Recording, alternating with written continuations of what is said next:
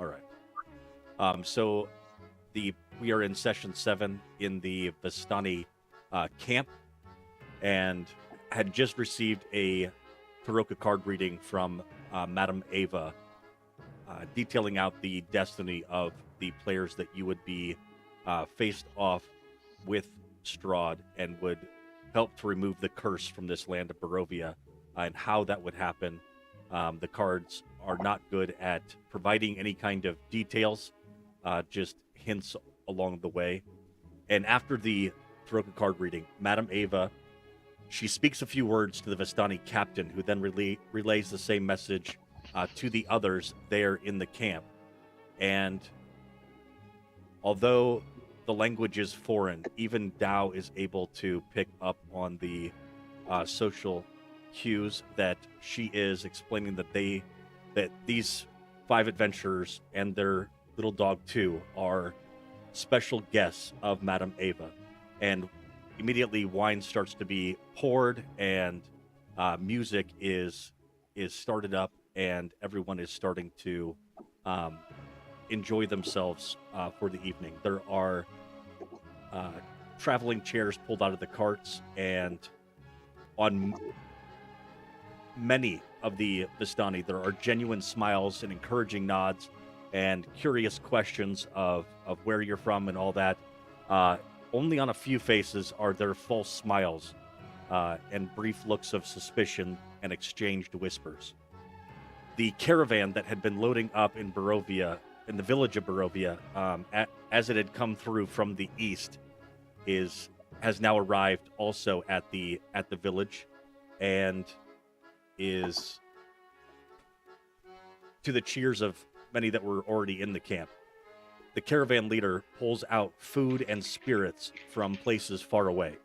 And by chance or by fate, a few of the bottles and the boxes are familiar to you as your characters. They are filled with your favorite desserts or foods or beverages from your hometown. So, Tom, there is a precious dessert that the caravan leader has chosen to share with the camp, and Dow recognizes it. And Matt, there is a spirit, a liquor from your neck of the woods that Alexander's from, and you're going to describe that. And Chris, there is a meat or a dish that is being prepared at the fire, and it is from wherever you're from. So, kind of a question of, as you're going around, explain what that dessert or liquor or dish is, and how your character is responding to the invitation to join this what seems to be just a celebration of being on the road and traveling and finding a safe haven to stop in. So, Tom, we'll start off with you. Yeah. I think what Dow finds so surprising is a box of preserved shortbread cookies. Um, maybe in the elven city of Silvery Moon, they are often known as spring snacks, or little riders, or something like that. They're an elven light sweet bread that has an immensely fulfilling aftertaste that just lingers. Like wonderfully extendedly, the taste stays with you, satisfying you long after you've eaten it. And so when this comes out of the hands of some rando Vistani, Dow's face just lights up, like the stars that are coming out, and Dow's very happy. Dow is sharing the wine that they had purchased a lot of, and in turn is snacking on these cookies, and very much listening to the Vistani talk and trying not to uh, commit any social faux pas or offend anyone, as Dow is often found to do. All right. So, So we have some shortbread cookie. And from what region? They are from, uh, kind of like, what would it be? Like northern, uh, kind of marsh area. So, places where your carbs are real important. Got it. All right. And Alexander, a wine, a spirit, or a liquor that is from your region. So it seems that this caravan has been through your home. Regionally, I believe the area is called Karatur. Um, it's in anyway the village in Karatur where my adoptive parents are from. Amazingly, like the village is very well known, not only being a fishing village but for its wine. And there are grapes specific to that small region that grow very well because of the wetlands, and they're a purple grape. And because of the fermentation process, it actually provides some carbon dioxide to the wine, so it's like a sparkling, sweet fermented grape wine that's very, very, very bright purple, reminiscent of in our realm of grape crush, but not as syrupy. But it's fantastic. It's sweet. It's bubbly. It's the drink that comes out at every celebration, every party, every village, celebration or cause to celebrate. This comes out in bottles from every wine cellar, and each little family makes their own a little bit differently. And this amazingly tastes very, very similar to the wine that was made by not my father, but a neighbor to the field, across the field to the east. So I'm absolutely, and you'll note Alexander, there's a calm that comes over him because he's always very loud, boisterous. But with the drink, you notice there's just a calm that comes over him, and he just settles in by the fire and yes, and next to Dow, and is enjoying the company of everyone in the stories and just taking it in because, he's ultimately himself is in a foreigner in a foreign land, but he's a foreigner even in his own land because he's not even sure where he is from originally. So I would say too that that even though kind of in a meta sense, all the players understand that that Barovia is cut off from the rest of the world. But does everyone understand already that the Vistani are able to move through that? Right? So there'd be some, hey, how the heck did you get this? This is from where I'm from. And there'd be some of that discussion and curiosity going on as well. And that is coming to light, that the Vistani have the ability to pass through the mist, and they are the merchants of that can bring stuff in from the outside world. Chris, what are we having for dinner? Boar.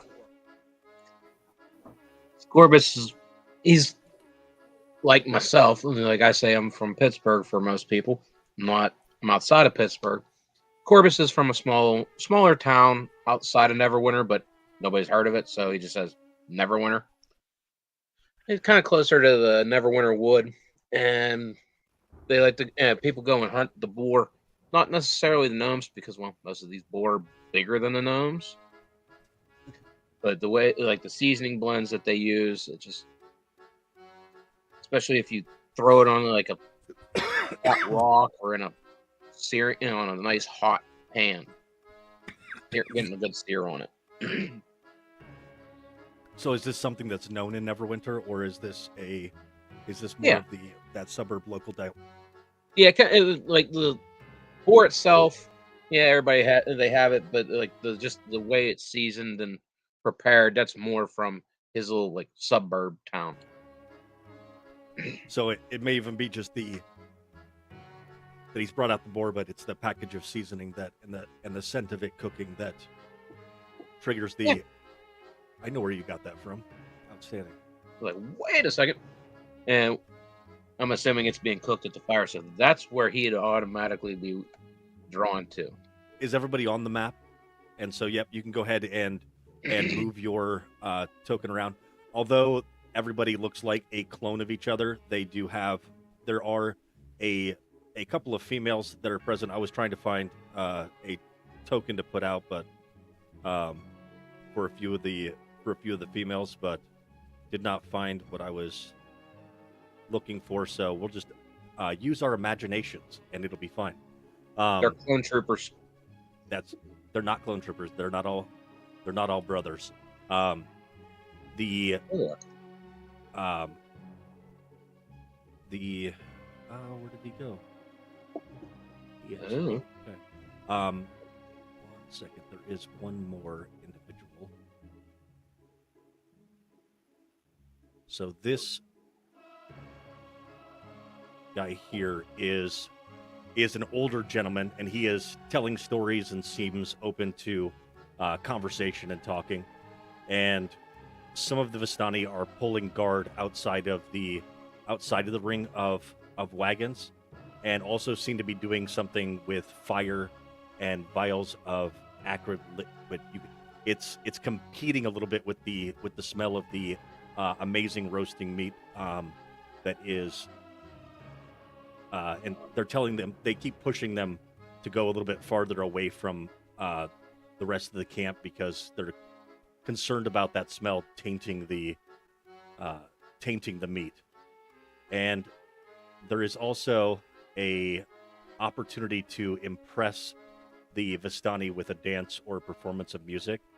And in the one of the individuals is a familiar face, Alenka from the tavern in Barovia, is also, she came with the caravan, and she is sitting there quietly knitting while watching everything happening. So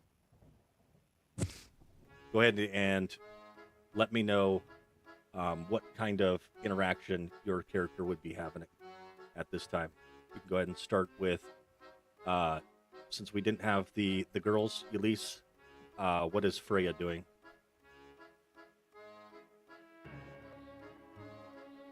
Wait, what am I doing I thought you were going right to say now? that she was. I thought you were going to say that she was stealthing because suddenly you Should turned I off your camera. disappear? No, I Freya think has that disappeared. she'd be trying to try everybody's food. But, oh, what do you have there? Where are you from? Oh, that's really cool. Can I try that? I've never Pulling the Just move trying of I've never had that before, Yep. which always results in getting a bite. All right. And Bruce, what is Bruce up to? I have a question. I have an answer. Is the music that is playing right now playing there? Yes. There we are. Uh-huh. Okay, Bruce is getting down with this music. Because it is, guys, it's kind of jiggy. I'm kind of liking this melody. You know what I mean? Do you play It's out? like- Do you pull out your viola and join in with it, or do you dance? Yeah. And at the same time, he's like twerking. I don't know. He's All right, playing go it. ahead and give me a performance check. Oh, yeah.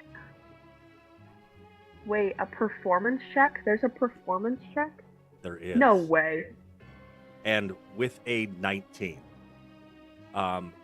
you are able to start to join in and add to the melody that is being played on.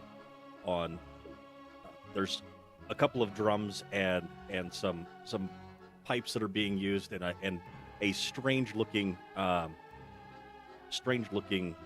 instrument that you haven't seen before that involves essentially a keyboard attached to an accordion. It's an accordion, but you haven't really seen one before. It's odd. Yeah. And it immediately results in hoops and hollers of individuals that are incredibly excited to see this. Do you also include with it, to make it even more interesting, a little bit of magic? You know, like doing your prestidigitation to add a Yeah, little bit of like- flair to it. Like sparks in the air and stuff. Oh yeah. Oh yeah. All right, so they are again hooping and hollering, and you are playing your heart out. And then as you start to make these sparkles and special effects that are going along with the music, you hear what? Hi, she's a druid. Look at her go!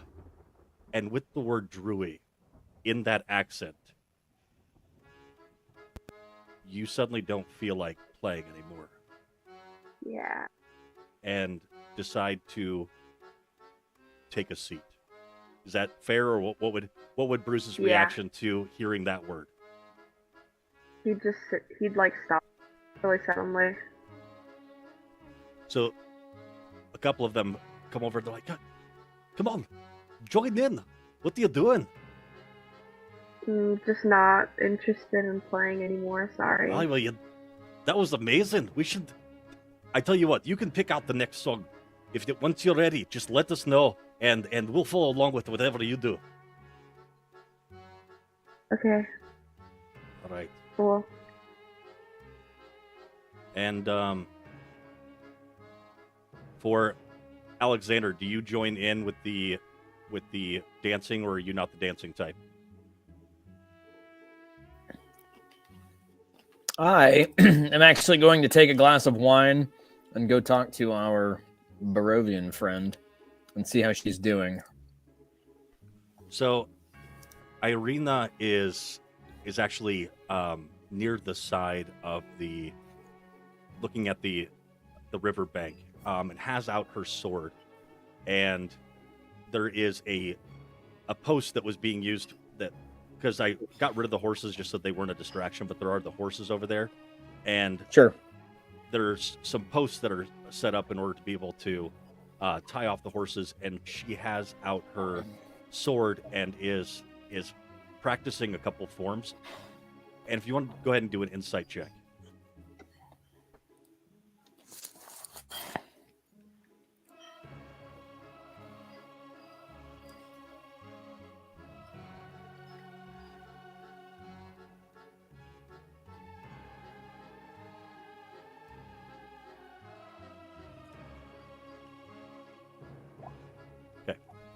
All right, so you can tell that her nerves. She is doing a great job of trying to hide it, but she is scared and nervous about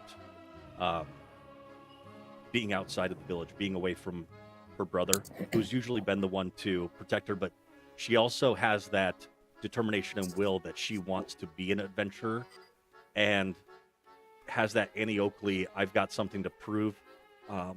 I don't want to. I can buy myself flowers. I can write my name in the sand.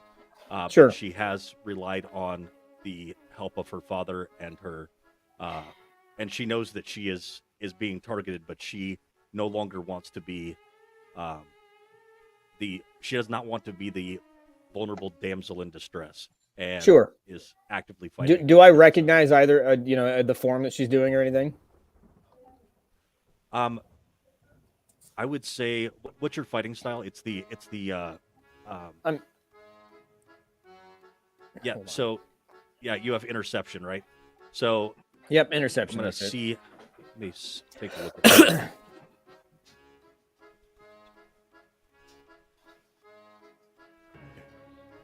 There it is. All right. So the fighting style that she seems to be favoring is one of kind of dueling combat, a one-on-one type of approach to a fight. Sure. And it's great for one-on-one combat, but in a 360-degree type of environment, as opposed to being in a line, being on your own, it's not the most effective style. Sure. Well, I came over carrying 2 glasses. Is there some place I can set these down? When she sees you coming with the glass, she takes her sword, sheathes it, and invites the glass to be invites you over, or is open to you coming All over. right. We'll fence tomorrow. I And I hand her a glass. Did I look silly? No, absolutely not. I am. I can probably, I know you're worried. I can tell, but you are in the company of those who will protect you, the same as your father and your brother. I imagine I can probably show you some things. Your style is excellent for one-on-one combat, but the things that we may face in our journeys and in our travels do not believe in fighting fair. Evil does not fight one-on-one. Evil sends the hordes and the masses, but we can talk about that later. Now is the time to relax. It is difficult as one of the few women in the camp to be able to relax around so many men, but I do feel safe with the five of you. Excellent. Would you like to join us? By the fire, yes, I think that would be nice. All right, so she joins you in going by the fire. The same exact story that you had heard from the Vistani that had brought you to the camp. The old man is starting to tell. He's like, and there was a mad mage, and he gathered up his forces to go and march on the castle or Ravenloft. And one of the Francis, we already told them that story. We told them the story about how the people went up and tried to revolt against Strahd, and that he was cast down into the valley below, and his body was never found. We already told them this story. Didn't we tell you this story?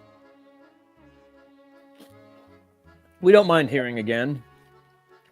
It changes every couple of times we hear it. We pick up greater details that will only aid us in our quests. So the old man gives the younger man that had met you at the road, that says that he already told you the story, a look, and says, I do tell it much better. So, a mighty wizard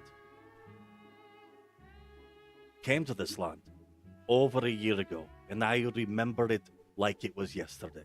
Did you tell them that part? Did you? Okay. All right. He stood exactly where we are all standing right now. A very charismatic man he was, and he thought that he could rally the people of Barovia against the Devil's Strahd. He stirred them up with thoughts of revolt.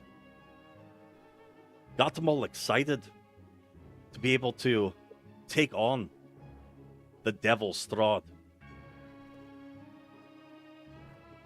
And when the vampire appeared, the wizard peasant army fled in terror, and the few that stood their ground were never seen again. And one of the other, they do show up. They show up every night at midnight, walk the road, and a few of them titter and laugh, and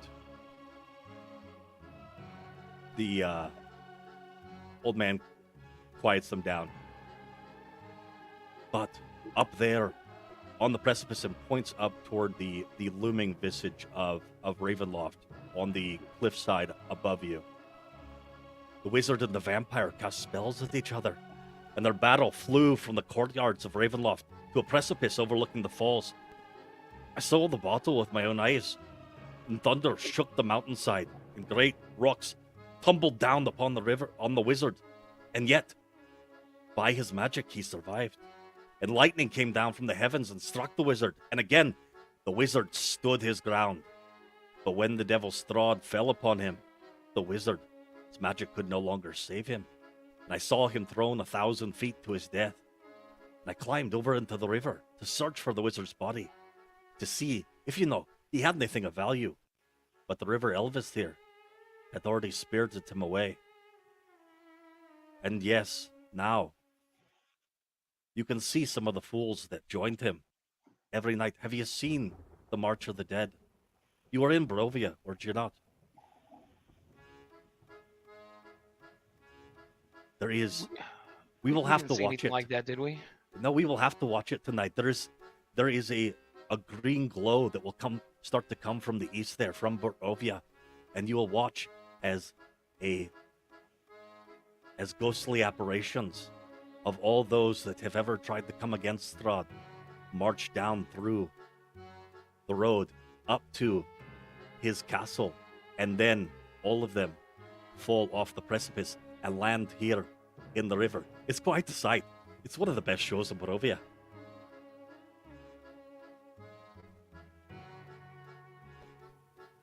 And do the apparitions pose no danger?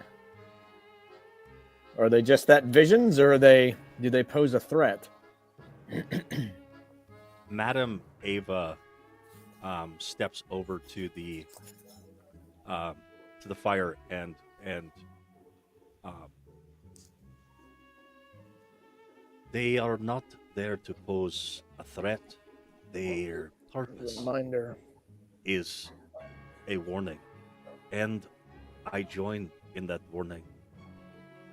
There are other adventurers that have come before you. And she looks around and makes eye contact, and I just would tell you to make sure that you follow your destiny. And she seems like she was about to say some additional information, but quiets herself. And if I would say that Dow, you pick up on the fact that the reason that the person that she looked at, and Freya, you likely did too, was Alenka, the Vistani from the bar in Barovia, the one who's over there knitting.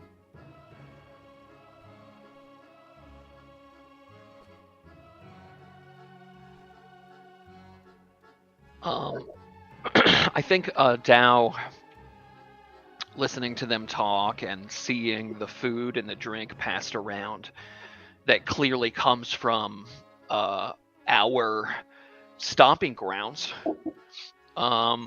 starts to think that because Dow is with the Vistani and in their camp, maybe Dow's prayers will be able to pass through the mist. The way they haven't seemed to in the past few days we've been in Barovia. So Dow is gonna, with the stories being told and everything around them, Dow is just gonna quickly shut their eyes and say a quick prayer and say, luminous cloud of the moonlit sky, hear my prayer. It has been a while since I have felt the warmth of the moonlight. I called upon it earlier in fighting some creatures of the night, so thank you for blessing me with that moonlight, but I have yet to hear any concrete answers to any of my prayers. You have not sent me any of that sweet anxiety dismissing whole goodness, that sense of completeness that a tangible connection to a god can bring. So looking for some of that goodness. In your name I pray, Holy Lady, woman. And that's it. So what is interesting is as you are rambling in your prayer, Mm-hmm.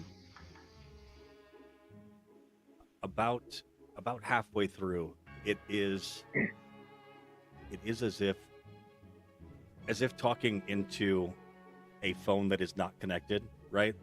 Mm-hmm. The difference is that suddenly you can tell when somebody's hung up on you, and you can tell when somebody's come off of mute, right?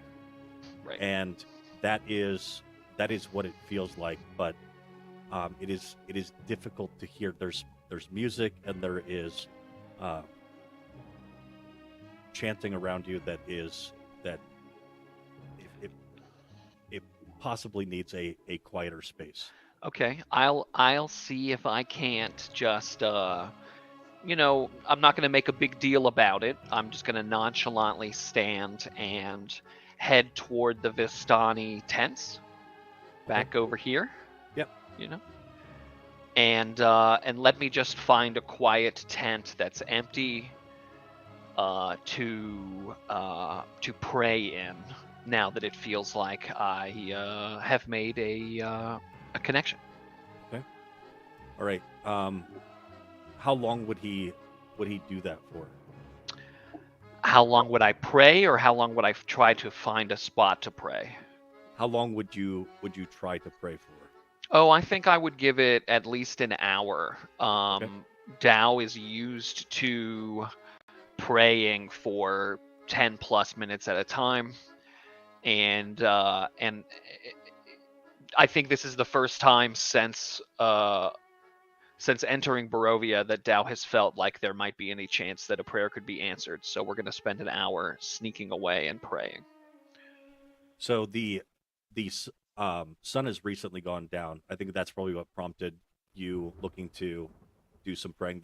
They have lanterns set up around, hanging off of the wagons, and even though these three gentlemen here in this area are engaged in some type of clandestine business, they're using a lot of darkness in order to assist with that, and that doesn't work for you at all now. You're able to see quite clearly that they seem to be taking silver jewelry and adding it to a series of some type of device that has certain vials and alchemy involved with it. Go ahead and do a Arcana check. Okay.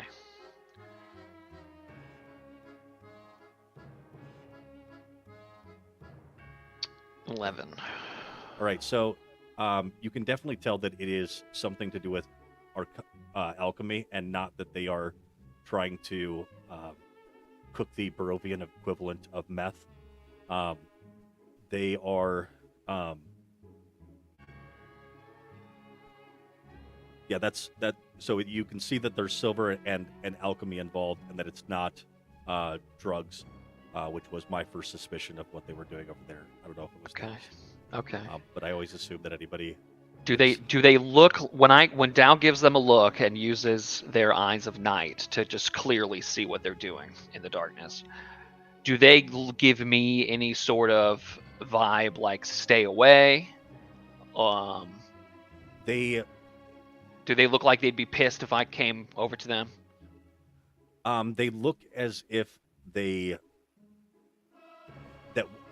look that they give when they see you is a startled one, but then you're not the person that they're trying to hide from. Okay. And you're not sure exactly who they're trying to hide their clandestine operation from, but it's not you. Okay. And so it's kind of like rounding the corner, and it wasn't the popo, it was just a random person. We'll continue Right. Okay. doing what we're doing. I think I'll file that away as something to tell Bruce and Freya later. Okay. But I don't think Dow would mess with these hoodlum shenanigans. I think Dow just wants to find a quiet spot to pray. Sounds good. And that's the smell has started to go down, but it is still something that others can be aware of and curious about as well. Freya, you do notice that Bruce seems down. That would be immediately on your radar and perception with your insight and passive perception. Do you do anything with the fact that he seems to have obviously gotten emotionally dysregulated in an instant? Absolutely. I'm running up. All right. Fireside deep talk kind of thing. I run up. All right. So the two of you sitting on the same log. How does this check-in look? I'm gonna just sit down looks for a second. awkward. Yeah, it would It look looks really awkward. It would awkward. look like this. I'm gonna sit there and I'd be like, How so are you like, feeling? Bad.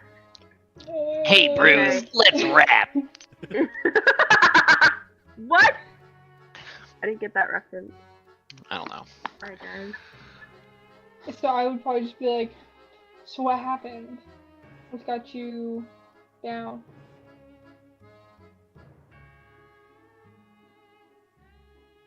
Just,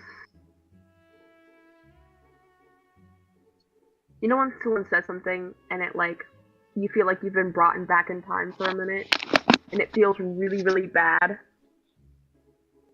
You mean a trauma response? What do you mean? Yeah!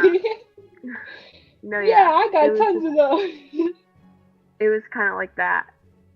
It just feels really bad and it doesn't go away for a really long time. Who said something? Well, it's not like the person who said it was trying to do anything wrong. So I have no reason to be upset, but I still am. And that's what makes it feel so bad, I think.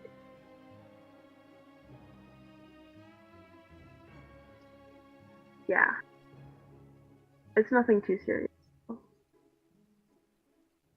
it about your parents? Who gave you the right? Who gave you the right to ask these things? It was a legitimate question. A little bit. Oh yeah, we'll have Courage come over and sit with us. That's a good idea. Courage is the group's emotional the support therapy dog. dog. The therapy dog for the group. Yeah, I like with to think less that ang- Courage. With less anxiety than Finn, Courage picks up on your emotional distress and yes, plays either does something playful or just calmly comforts you. What's great is now you have the ability to speak with him too, so that would be fun. Any curiosity about? Do you mention to her the word that upset you? No. Okay, good. All right.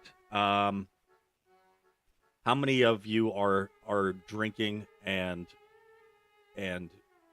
everybody's eating? Mhm. Good. So go ahead and do a. We'll do either a wisdom saving throw for keeping the amount of alcohol that you intake at a minimum, or a Constitution saving throw for fully indulging but keeping your wits about you. But what if Bruce didn't drink any alcohol? And that would be I would say with if that's what your response would be, then you're good. All right. Okay. So, Tom, because you were interested in doing prayer, you are able to drink in moderation. Yeah, Corbus and Alexander I'm looking for are- that divine buzz. are heavy into their cups and having a good time.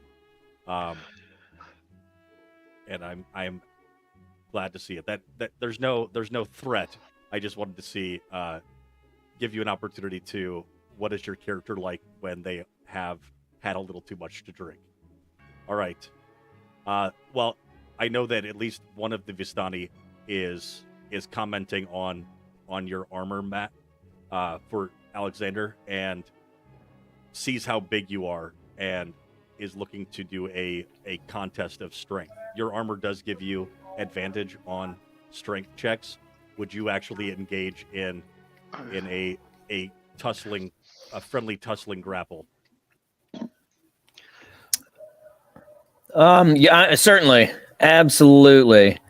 What does, just for shits and giggles, what, like? Yeah, I'm gonna do this too because I've had a little to drink, so I'm not above.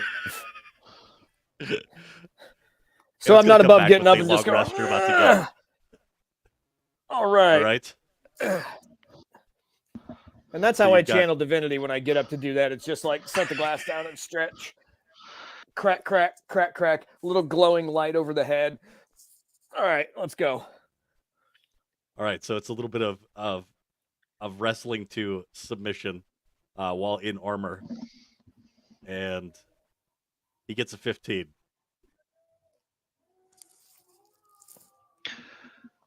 And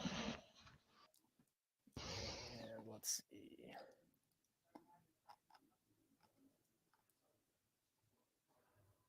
Just a straight up strength check.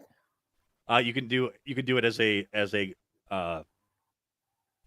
strength check, or a Athletics. athletics.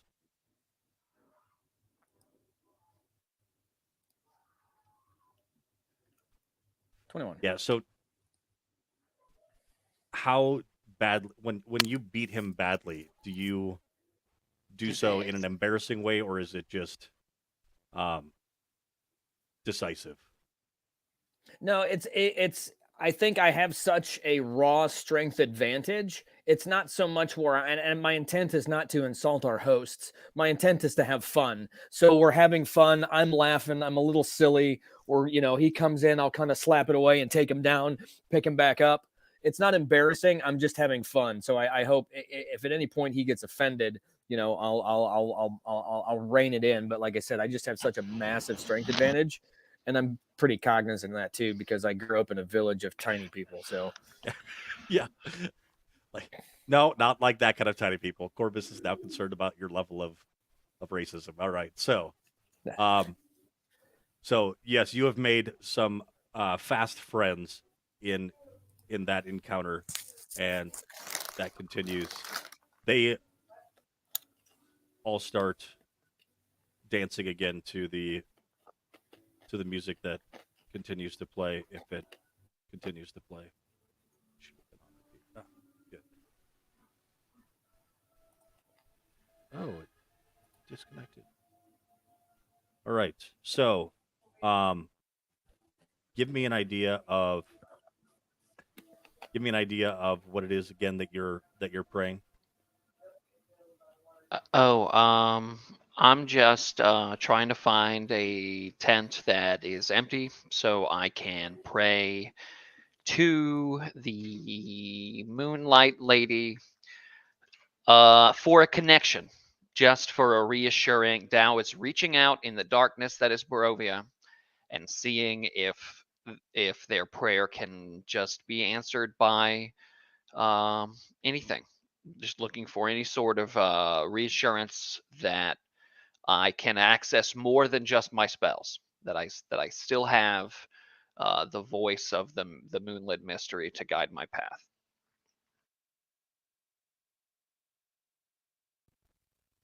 How's that? Hello, child. The fuck? Hello. Hello, lady. Who is it that speaks into the night?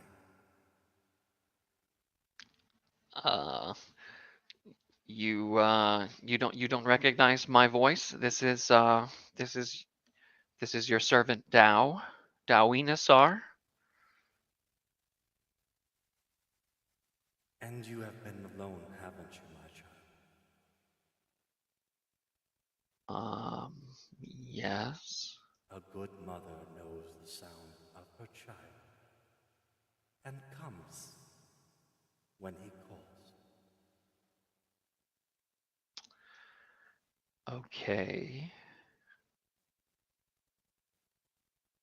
I'm not sure you are whom I was looking for. I am the mother of night, and you are a child of the night, are you not?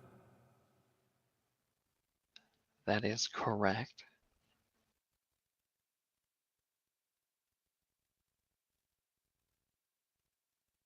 You are not alone. Mother has you.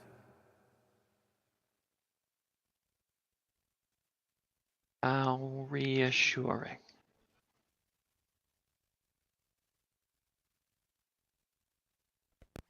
And at that point, the connection goes again to whatever the prayer version of disconnect goes. Do you again attempt to make a connection and ask any other questions? Yeah, I'll reach out just one more time and see if they respond to where is your temple?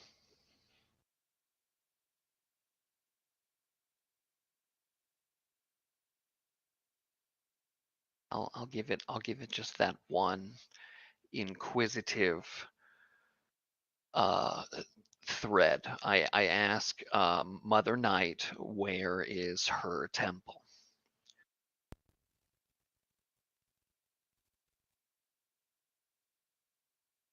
Do you wish to visit?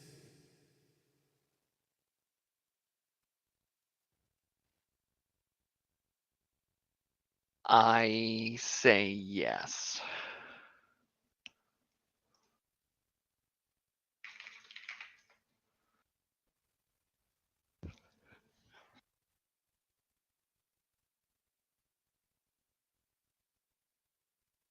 Your path, I will be watching. And as you come closer, I will let you know. Are you familiar with the land that you are in? I am only briefly familiar with Barovia. In which direction does the moon rise? It is. It's similar to any place else. We're just going to go with it rises in the west. Great. I look that direction instinctively. If your journey takes you to the west, you will be coming closer to Mother. Okay. All right. So go west.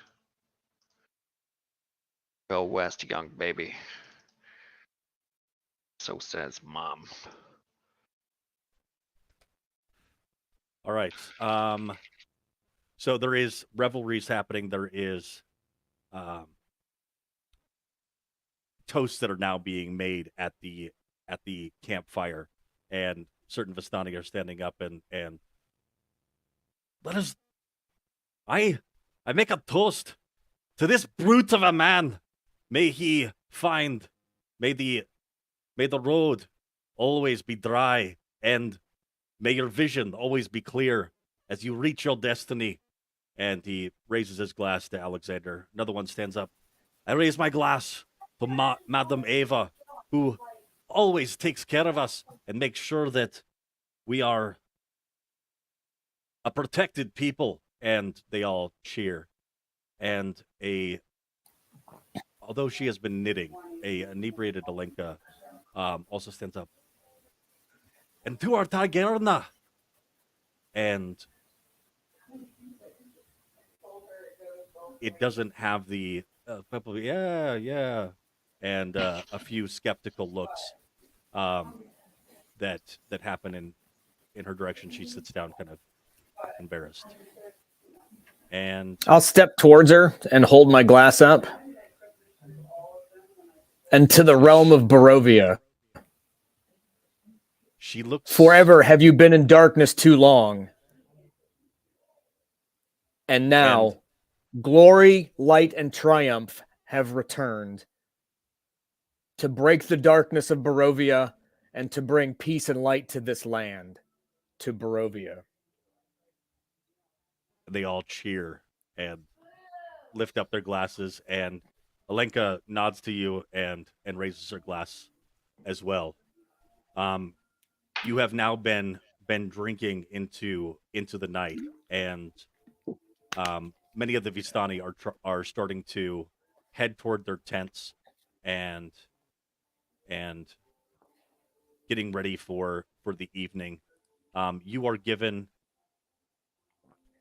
a as gifts a few bedrolls, things that you had not thought to purchase, not thought to take with you on a day mission back when you were in Waterdeep, and are somewhat embarrassed to realize, oh yeah, we didn't really have anything for traveling with us. But those things are provided, and that there's no need to return them. They are yours to be able to keep. A guard is started to be established, and as it gets closer to midnight, you do see the green glow that starts to happen toward the east, and Madame Ava beckons you all to sit with her by the road, and brings you all in fairly close to her, and in a whispered tone, I was going to mention it earlier, but these individuals that you will see march past have all gone up against Lord Strahd.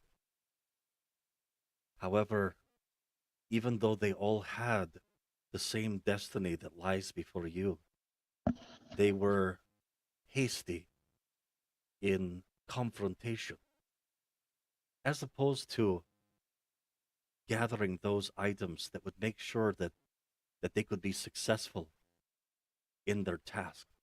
Do you understand?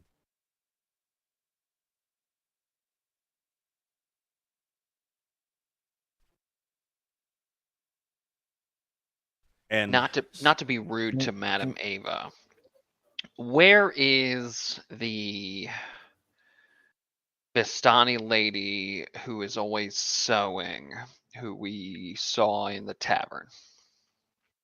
she has gone up to do a bedroll closer to the on the other side of this wagon here. Is she going to sleep or something, or is she sitting still? She's getting ready. She's getting ready to go to sleep. She did have quite a bit to drink. She stumbled that direction. Goodness. Okay, I'm gonna sneak over there real quick, and beg her attention just for a second, and say, in the most flat, blunt, without thought, um, hey, can I ask you something? You can. What can I do for you? The others, they kind of, they're The kind others of. are the others are freaking trash. In my camp, we have a little more respect. What's up with that? There are those that understand who the Vistani are, and there are those that do not. And Madame Ava is one that often encourages dissension. She has her ways, and we have ours. All right, insight check. Is it that this lady is pissed that Madame Ava is giving us a fortune telling that could potentially go against the devil? Yeah, go ahead. 13. We'll say with advantage. We'll say with advantage based on, All right, on I'll the roll twice. specificity of your insight check. 13. Yeah. 13. So, yes, you do pick up that she is a loyalist to Strahd and believes that the Vistani should be loyalist to Strahd, and Madame Ava's an independent and doesn't do politics. Right. Okay. I'll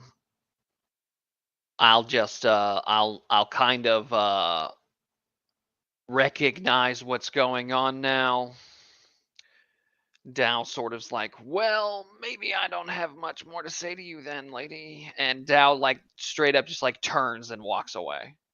And you just gotta walk away. I was about to tell you. What? And I'll turn back. Never mind. I'm going to bed. You can tell Nice. me. No, he's got such big ears, but he doesn't freaking listen.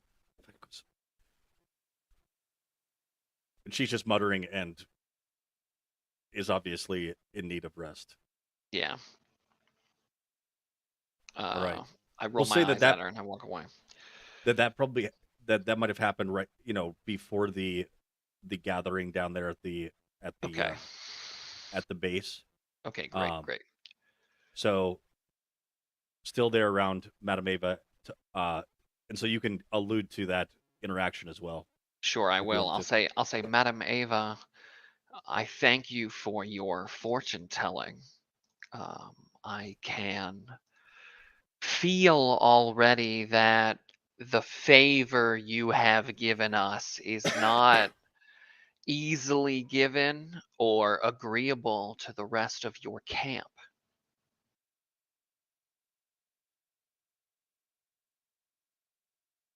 There are those who, the vast majority, rely on the exploits and the heroism of a very small few. For the most part, these people live lives of desperation, where they are just trying to survive themselves. And the idea of doing what is right for all people is one that is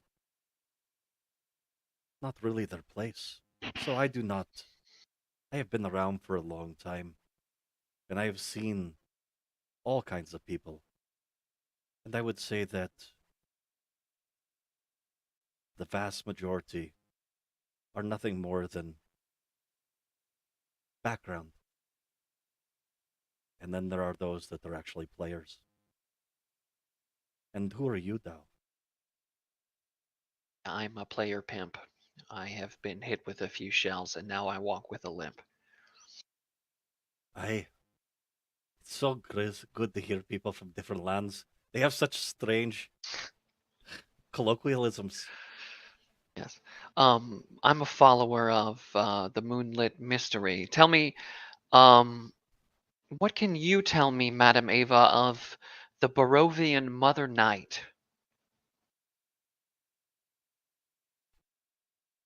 There is the light and there is the dark. And they are both necessary. If we look at, there is here in the forest, if there is not death, there cannot be life. Mother Night, she is the balance to uh, not the Dawn Father, Jesus. Um, Maybe it is the Dawn Father. is it the Maybe it Dawn is Father? Jesus. Is the balance to the light. I'll nod and I'll say, okay. And why are those gaunt and skinny, greasy folk in your camp doing alchemy with that silver? Did you see them working with silver? Yeah, I, went to just go pop a prayer squat and saw them doing some weirdo smelting with silver. Some, One moment, please. sure, mama. Danny, and she screams out for Danny, and one of the older gentlemen of the camp come running over, and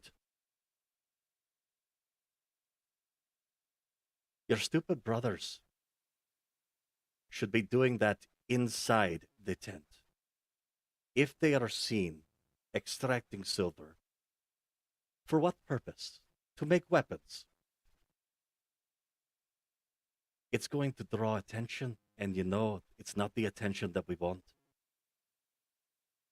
And she seems to be directly indicating certain individuals or threats that would be that if they found out that there was silver in an area would come through and decimate. Right, right.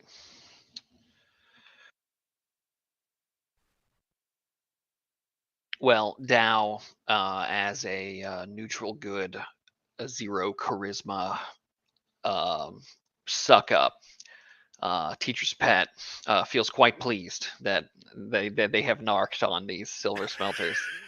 And Dow is going to drink a little bit more and then have a good night's rest. Actually, as The Dow is drinking now, can we see these green ghostly as figures marching?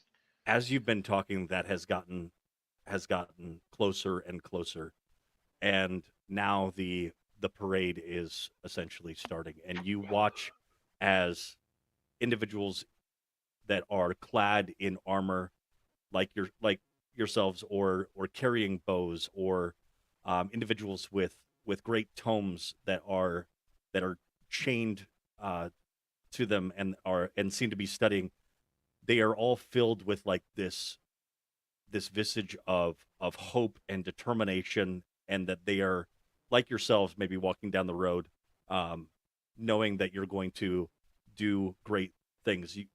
Um, but there's also these times where the image flickers, and instead of their bright, smiling face, there is it flickers to a grinning skull, or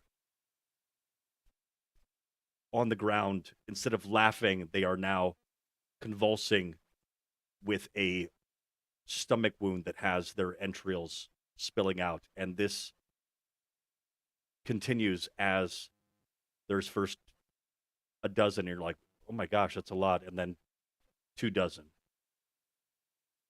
And it continues until there is nearly 100 people that have continued to move past. Um, Corbus, when you're watching this parade of individuals going past, what are you seeing? What are you looking for? What's your interest in it? I'm just watching because before the death house, Corvus hasn't seen ghosts, and he wasn't even sure they actually existed. So he's just kind of like in amazement because he's also not completely sober. So he's just kind of staring in amazement at what's walking past him. While you're staring in amazement, and maybe it's because you've had too much to drink, you see a man in the formation that catches your eye. Looks familiar to you. Um, Perhaps somebody and you're trying to place where it is that you know them from, but it's the confident grin that he has and the grace of his movements. At first, you're like, maybe it's Alex, reminds me of you of Alexander, but you actually remember his words before he left home. If I'm going to be able to put an arrow between Strahd's eyes, I need to be quick and nimble, and armor will only slow me down, Father.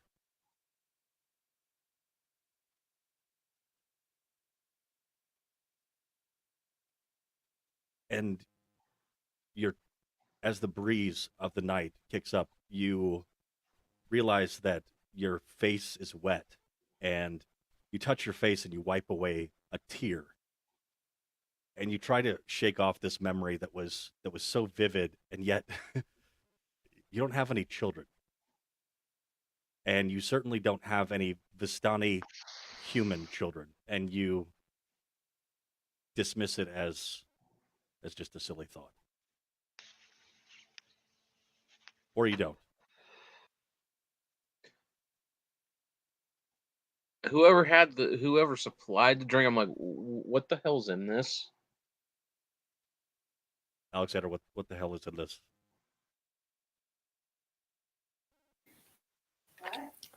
Just grapes, man. Just freaking grapes. And some sugar. I mean, what? I don't even know what's going on right now. Alexander, when you see all of these individuals going past that are essentially ghostly images of people that have gone up against Strahd before, it is essentially a warning, almost like heads on pikes, but in an obviously more dramatic expression. What is your thought process? I'm about 3 sheets to the wind, obviously. And I'm just, yeah, I'm kind of in a similar boat to Corbus. Having heard stories and things like that, it's rather daunting, but I know that our fate is not going to be the same because we are who we are, and Torn will guide us and glory will be ours. So the many that fell before us had the unfortunate fate of paving our path. And I know that this is just one more step towards the glory that will always be mine. All right. Bruce and Freya, any internal or external reactions to watching this parade of ghostly images passing by? Nearly 100. I'm gonna try and cover Bruce's eyes. Just instinctively, just like. Can I What's talk that to for the you? ghosts? Yes. I want to talk to one. All Real right. bad. So you move up, and do you try to like interact with? You're just trying to interact with them. Yeah. All right. What do you say? What do you do? I say, hi. What are you All right. doing? All right, everybody, go ahead and roll for initiative. No, I'm just joking. Why would you do that to me? That is not funny. So there is no reaction from these ghostly apparitions moving past. Do you escalate your level of interaction? Do you like try to touch them or anything? I'm gonna ask him a question. Okay. I'm gonna say, are you sad? There is no reaction. Okay, I'm gonna walk away. Bored, lost interest. Gonna go eat some food. And as you're getting ready to walk away, you see that there is a boy of about 15 that is playing ghostly music, but there is no sound to it, and a small dog that is scampering along behind him. Freya, for a moment, you think that it is Bruce, but it's not. It's just someone that looks an awfully lot like him, and the dog is completely different. But it is haunting to see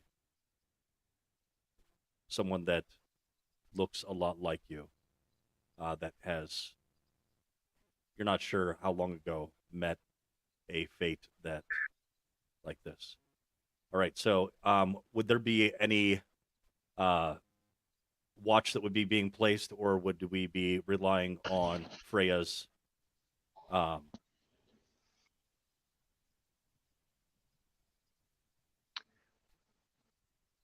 or would there be any watch that would be established, or would it just be relying on Freya's dagger of warning?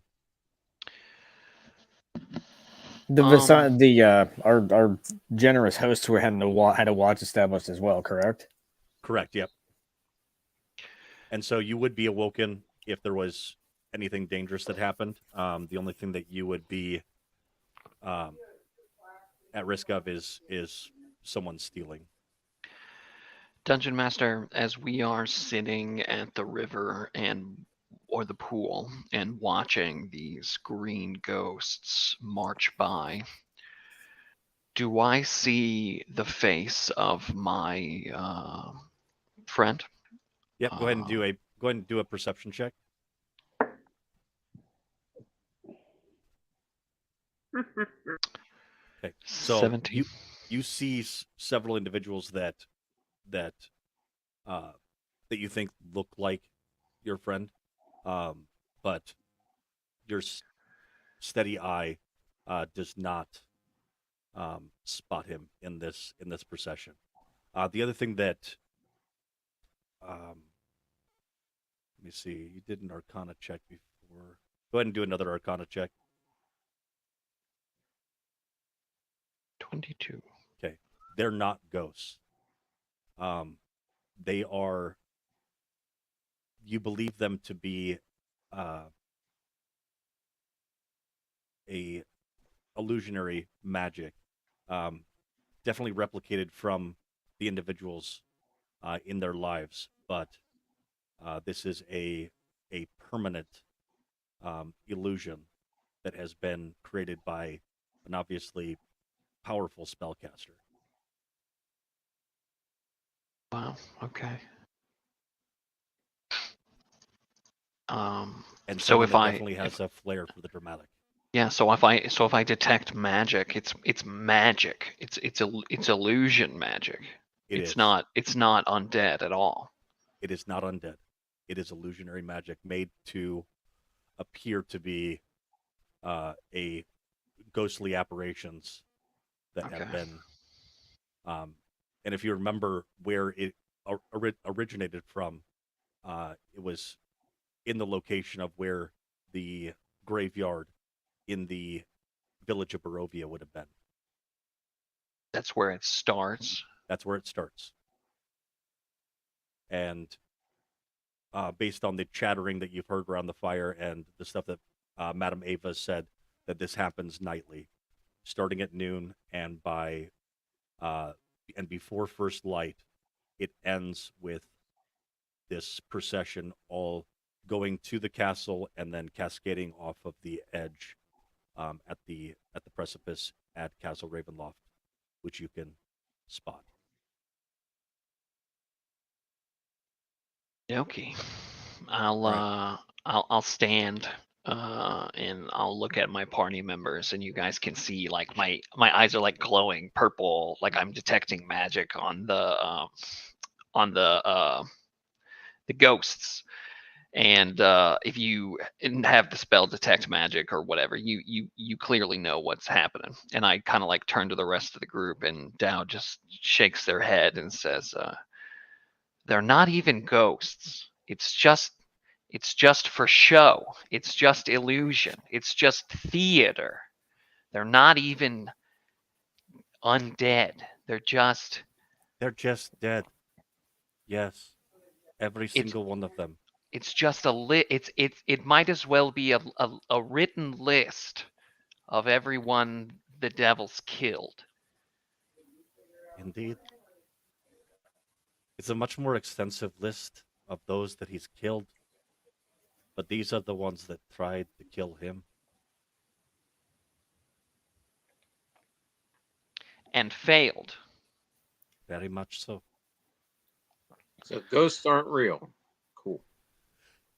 That's what Corvus's takeaway is. So What it's is your- basically just like What is your plan for tomorrow? Will you be staying with us? Yeah, we're gonna spend the night here at the camp. Thank you very much. In the morning, we're going to travel to Valaki and take a pit stop at a windmill. Aye. Are you interested in purchasing dream pastries? Been there, done that. No, thank you. We are interested in inspecting the manufacturers. We're interested in meat and bones. I would be careful of Morgana, but I will tell you that I'd also advise those in my camp from eating the pastries, but I do every once in a while engage in them myself.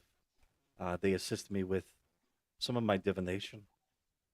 Yes, I saw a great vision in which we are all connected by a brilliant thread of light. Yes, thank you. Don't. Yes, And- it is nice. Unfortunately, I also saw the thread of blood drawn between our fates and the one that rests in that manor. Ah, you are one that walks in the mist? That is a very rare reaction to the pastries. It is nice to find another individual that is in touch with his spiritual connections. All right, I am tired. I my bones are old and I wish to I you do. You do have a deed. Mhm. So I am going to retire for the evening. It was a pleasure to meet all of you and I hope to see you again in the flesh and not trailing behind this sordid lot. And she goes back to her tent. Good night, lady. All right. If there's anything else that you want to do before you bed down, I do um, want to go snoop on the lady who was sewing and see okay, what she was sewing. okay. So Oh, get that. I'll fill you in. I'll fill everybody in. That sewing lady. So when you're dealing with, I like Dal like looks around everywhere and makes sure that nobody's eavesdropping on us. Right? Can anybody? Is there anybody nearby? Um, with your passive perception, I would say that I can tell 16. you definitively no. All right. I literally cast see invisibility real quick. Is there anybody nearby? There is nobody nearby, but All there right. does. Yeah, go ahead. No, you go ahead. Do I know what she was sewing, or did I do? Well, I feel as Did I long as I don't move? nobody's remember. nearby, I fill you in on like the whole scene that happened where we we know the Vistani, there's basically two camps of them, right? There are some who are severely loyal to the devil, Strahd. And then there are those who might recognize a truth about this realm. And there are some people who are fated to fight against Strahd. And so Madame Ava sees us as the fated and is helping us, and that pissed off the sewing lady. So sewing lady is not our friend. Well, I know she's not our friend. Right. Which is why does Freya I know thought what she she was was sewing? knitting. Yes, knitting. Freya does know what she was knitting and We confirmed Okay. moved it while away from sitting that around. Okay, terminology. can We I found it tell to be I'm gonna problematic. tell the group. I'm gonna tell the group what she was knitting. Okay, She go. was making a coin purse, and I'm guessing it's because we found her old one with all the information about us written down, how many of us there were, all that That's stuff. suspicious. Oh, the pouch note from the spy. Yeah. That's weird. That's weird. That's so she's loyal to Strahd, and we Yes, have she some is. issues because she That's knew a little it. too much. Well, I think our best bet is to sleep and then leave and then see if we can be awares of anyone who might be following us. All right. Um, go ahead and bed down for the evening, and while bedding down, take a 7 minute break. So 8:02, we will reconvene, um, rested and awoken. Um,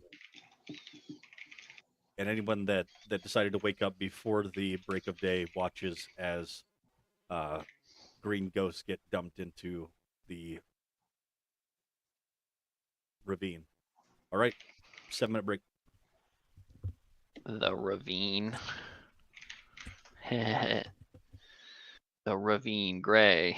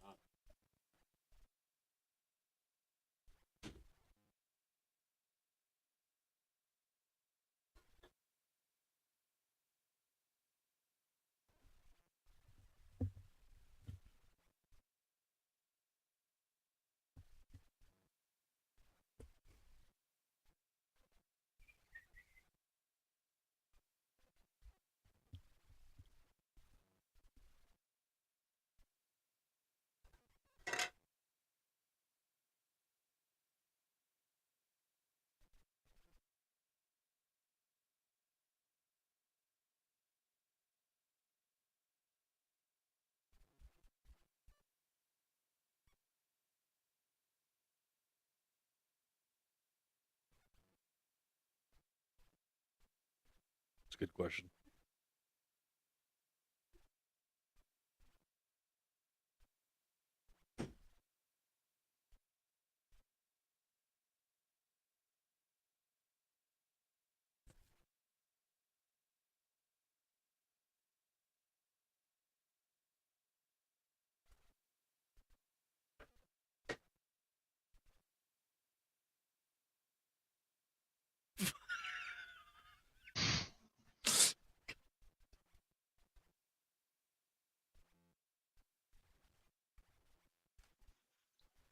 Why are you giggling? Yeah, why are you laughing? That's funny.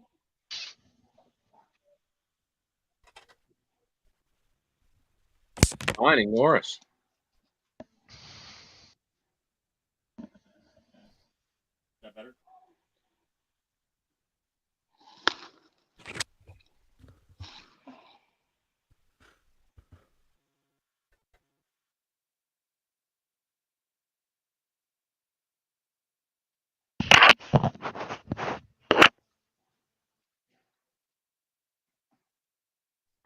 How do you make those? Tom! It's the internet. I'm Welcome not to the fair. internet. Hold on to your socks, because they're... Oh. Sorry, guys.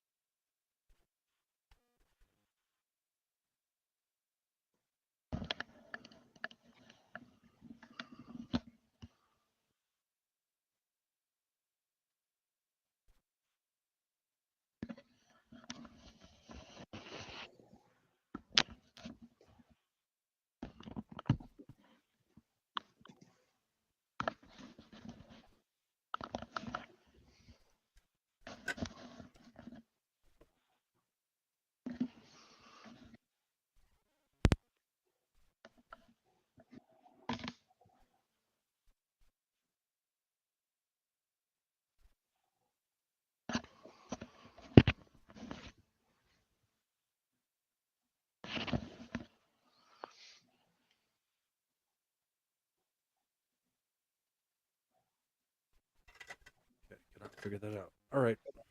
All right, we got everybody else back. Good to hook. All right, so what's the plan for everybody moving out? We are escorting Irina towards the village Wondering of if we Valaki. can borrow some horses. Did we have horses? We didn't get horses, did we? You did not get horses. No, you have. we are traveling by foot. Would The the horses- mistress possibly have some horses for us to maybe? Remember last game when Bruce the whole time was trying to befriend the horses and you guys were like, Bruce, don't touch the horses. Yeah, I Yeah, remember that. I the do horses are not remember riding that. horses. It would be, they are for pulling the wagons. So being able to, talk them into giving you a horse and a cart, or 2 horses and cart to. You're essentially asking a taxi cab driver if you can borrow his taxi. It's like, I need that for my family. Can I Right. try? Can I try? Okay. Yep. Got it. Dow is ready to travel on foot. Before I we head am out, not- can I get the materials that were previously discussed? Yes, you are able to move about and What you talking about, materials? do some preparation. So, yeah, the materials that you had looked at were the door repair items and a grease gun, Yep. essentially. Wait. Okay. Wait, can Dow not try and convince them to give us a cart? God, I'm so scared. All right. Or So Bruce? this is I think they said attempting. This is Dow attempting. has never successfully convinced anyone to give them I anything. meant me, Bruce. This Don't is do that. asking somebody to give up their livelihood to someone that has never done anything for them. Hey, Corvus, what are you? You're repairing a door? Yeah, I don't trust Let me- doors, so I stabbed them, and now I gotta fix people's doors. I can fix doors. I can fix doors with I want a magic. horse. I mean, it's also an excuse for a short rest. I tried that actually. I tried to have a conversation and get something to let me do that, and he said no. I didn't say no. Yes, I said yes. Listen, Because I can fix a broken door in a minute with magic. So don't worry Please about that. let me have the horse and the No Fuck! horses. No horses. Please, sir, we need it so badly. Please. Please. So Bruce, with your 27 fucking persuasion, you are able to convince there's some individuals that are injured and they do not have somebody to take care of it's going to put them 2 men short of their caravan. So with the understanding that you are going to deliver the supplies that are in the cart, they do provide you with a wagon, but this stuff is going to where you're already going, which is the St. Andrew's Abbey in Valaki. So you are able to convince him that you are an outstanding animal handler. You demonstrate actually your skill, and with the ability to both speak with animals and befriend animals in your repertoire. They say take good care of our animals, and you have a freaking wagon and 2 horses and stuff that needs to be delivered. And you're going to be able to move faster than the rest of the caravan. So Okay. I'm going to name the horses. One's going to be Lumpy. And one's going to be Schwampo. okay, I'm Hey, not writing that guys. down. Oh, I'm I not will. writing. Lumpy Lumpy. and Schlampo. Lumpy. One of the horses turns to you and says, "My name's Philip." Shut up, Schlampo. Okay, Sloopy. Yeah, we're just like really mean to Philip the whole time. We're like, what do you want, Schlampo? You want to eat this All right. little schlomp right here? All right, at this time, we're going to go ahead and head out on the road, but we need some rolls to happen. And where are we? Come on. All right, so yes, absolutely, and plus, it just shows your work ethic. You can't have somebody else doing your stuff for you. True. All right. All right, go ahead and have. We're gonna go ahead and have 2 rolls of a d20. Let's go ahead and have Freya roll 1, and Corvus, you can roll the other.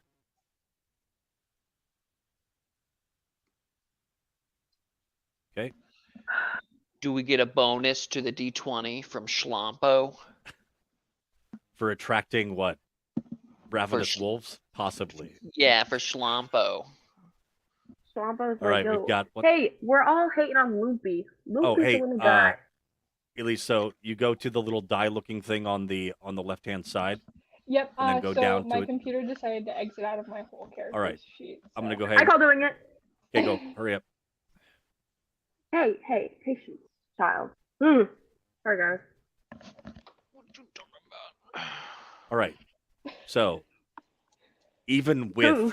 the delectable treat that is Schlampo and Loopy. Loopy. Lumpy. You are able to move down the road without any encounters, except for that there are a few things that you notice as you're moving down. Um,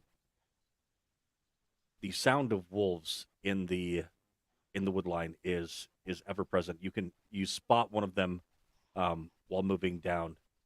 There is also um, tracks of different types of predators that are spotted as you are moving down, but none of them actually come for you.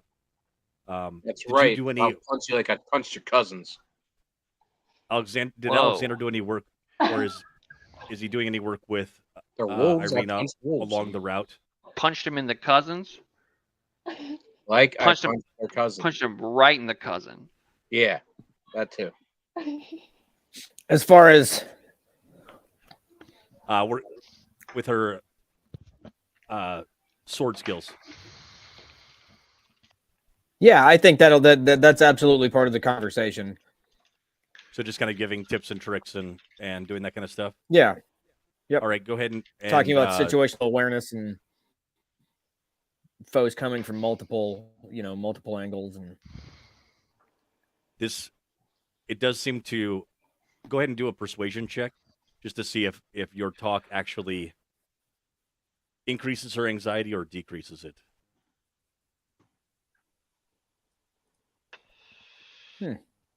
All right, so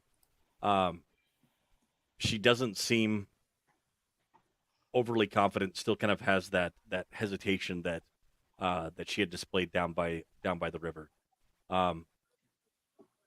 You continue along your journey, and the crossing over the Ilvis River and come to a intersection in this location right here. Do I have you on the map? Oh, wait. I have you on the map, correct? Yep, you got us. Courage. Yep. We have crossed the bridge, And we now see an overpass with some columns. Yep. And this, if you would like to, you can take a right at this point and head up the road, up the switchbacks in order to go to Ravenloft Castle and inquire of Strahd why he's being a dick, or you can continue on toward the your original goal. Yeah, I'll Dow just like what? We're in the wagon, right? You are in the wagon or walking outside of it, whichever one. Yeah, Dow wears a lot of armor and carries a heavy shield and a hammer, so they are riding in the wagon, seated, and they're just watching Castle Ravenloft on the horizon, just kind of like patiently, dead-eyeing the castle in the distance, imagining if that was the last place that Hiron was seen before they disappeared.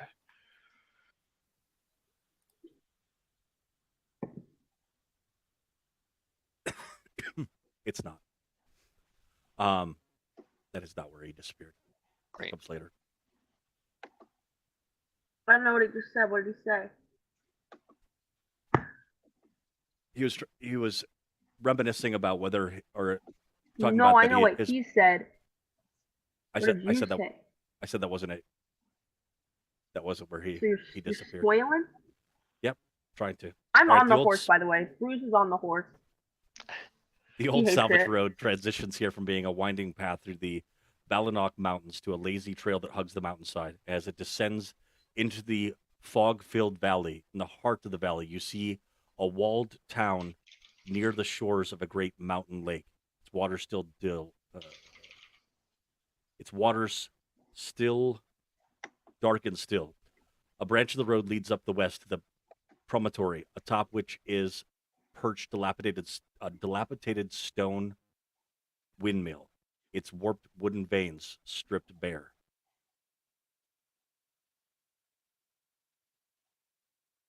The There it onion, is. the onion-domed edifice leans forward and to one side, as though trying to turn away from the stormy gray sky. You see a gray brick walls and dirt-covered windows on the upper floor, and a decrepit wooden platform encircles the windmill above, a flimsy doorway leading to the building's interior. Perched on top of the wooden beam above the door is a raven, and it hops about and squawks at you, seemingly agitated.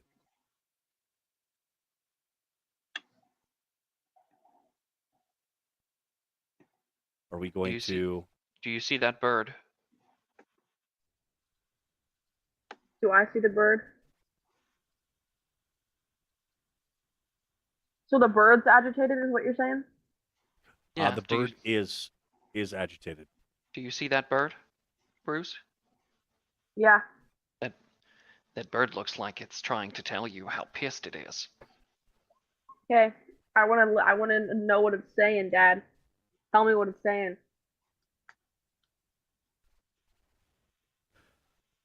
Give us your best bird voice. So as you begin to...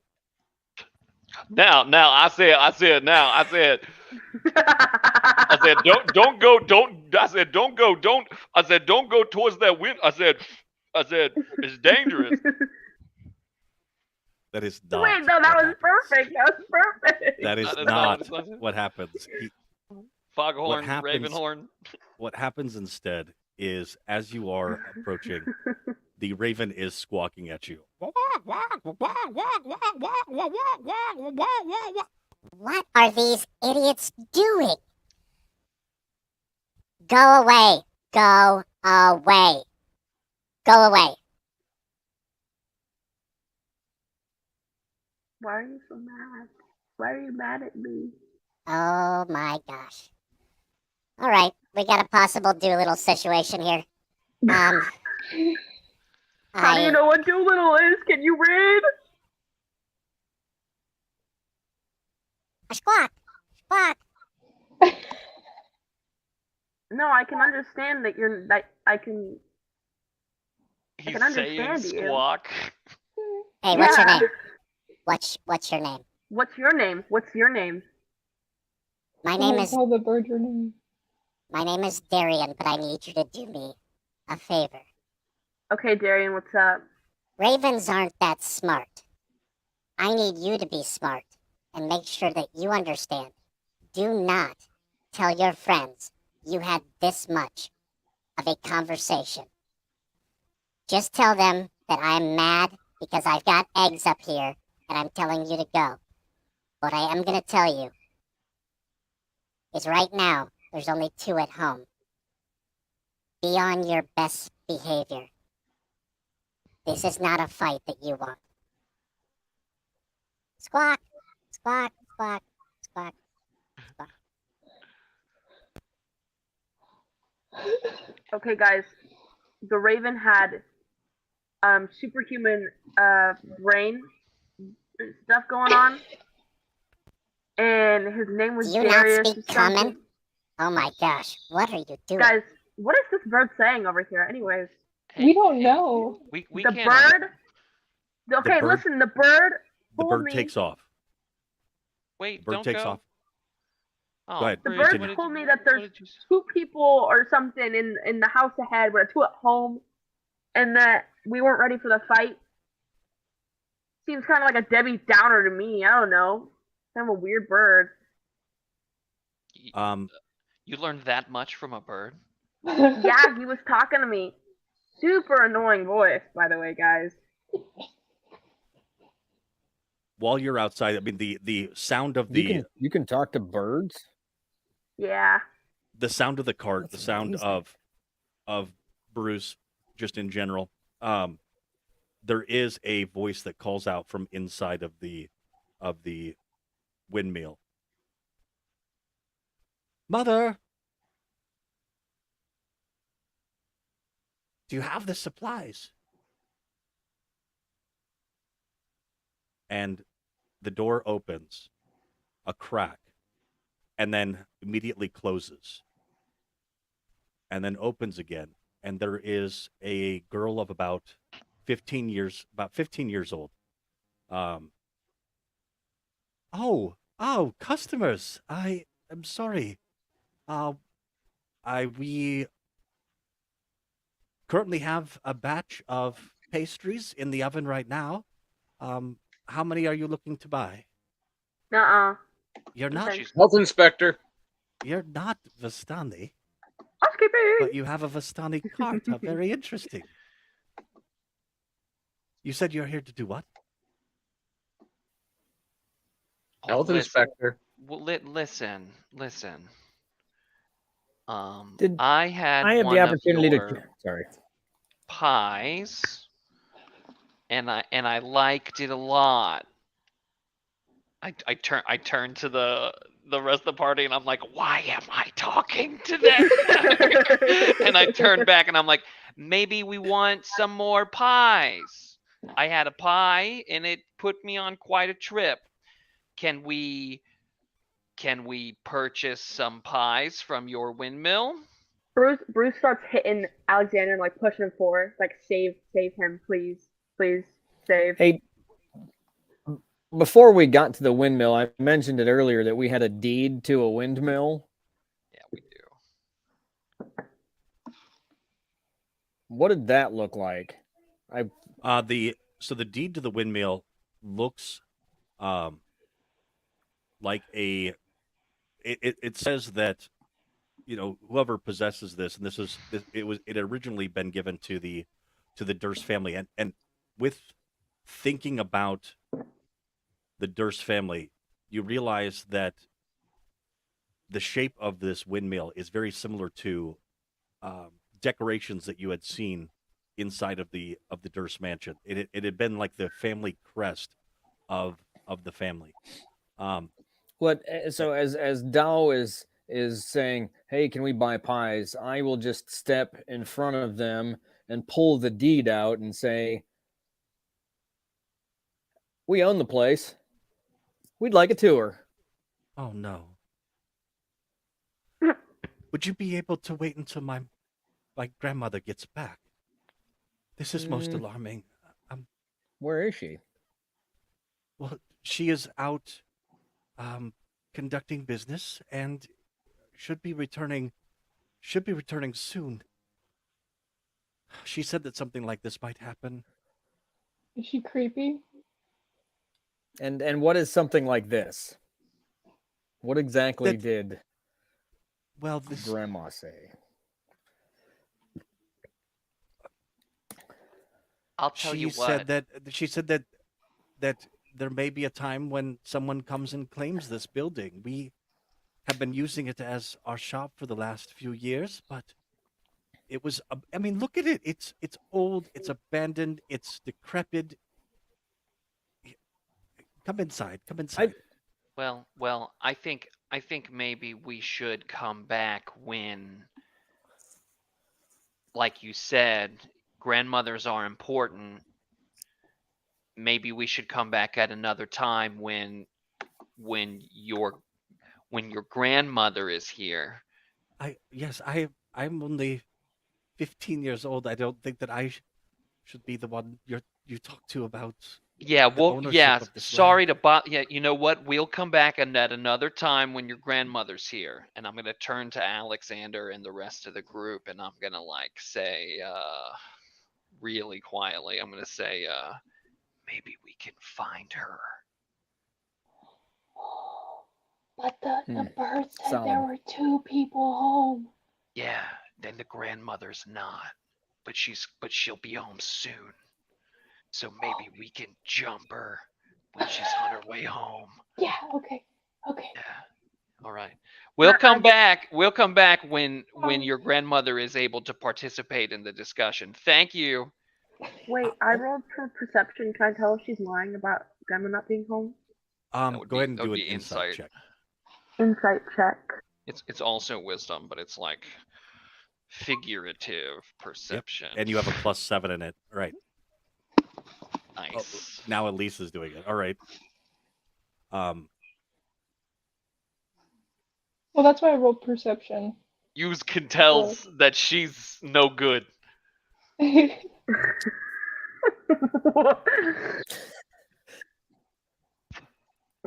guy. What do I know, big man?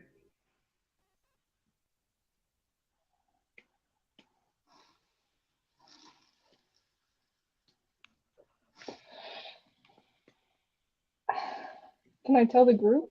Hey, Chris, did you? Yeah, you might want to move away a little bit before you do so. Okay, let's go. Yeah. Bye, What? lady. We'll see you again whenever you're at your mama's here, and we'll All right. we'll turn around and leave. I'm gonna just move you all to. Oh wait, gosh dang it, you moved on me. I'm gonna move you just in front of the windmill, just looking at it Oh. as you wait for. As you Guys, decide Vistani's what here. you're doing. All right. So if we start to walk What the hell away, is going on? I have no idea what's happening right now. I'm worried that this is the grandma that's been shoving kids in bags. That's just a guess. Yeah. But No, I think you're right. that girl is No, lying. yeah, about that's why we're grandma. here. She's lying about what? Grandma is home. Oh. I know. Let's go in then. Let's break through the front door. No, because So- remember what happened last time we messed with grandma? Mm-mm. So the Raven did say that 2 of them were Were home. home. So if Grandma's home and grandchild is home, then That's 2 of them. mom or auntie is not here. Regardless, I had hoped when she said we'll be returning soon, that meant we could jump one of them. But if we can't even trust what she's saying, then Dow doesn't know. But Dow, assuming that Bruce explained that the Raven said that this was not a fight we wanted, Dow would say, well, you know, the Raven is the favored animal of the Moonlit Mystery, and I think we should maybe listen. If the Raven thinks we're in over our head here, might be right. I agree. I also agree. Then again, So we're we not do taking believe the fight that, that we came here for on the word of well- a bird. well, When you put it like that, it like doesn't make any sense. do we think that there is a third one who is maybe coming home soon, but it's not the grandmother? Is that fair to Yeah. say, that's Dungeon what Master? I'm worried. All right. Yep. There's 2 things that you start to pick up on while you're having this conversation and looking back toward the house.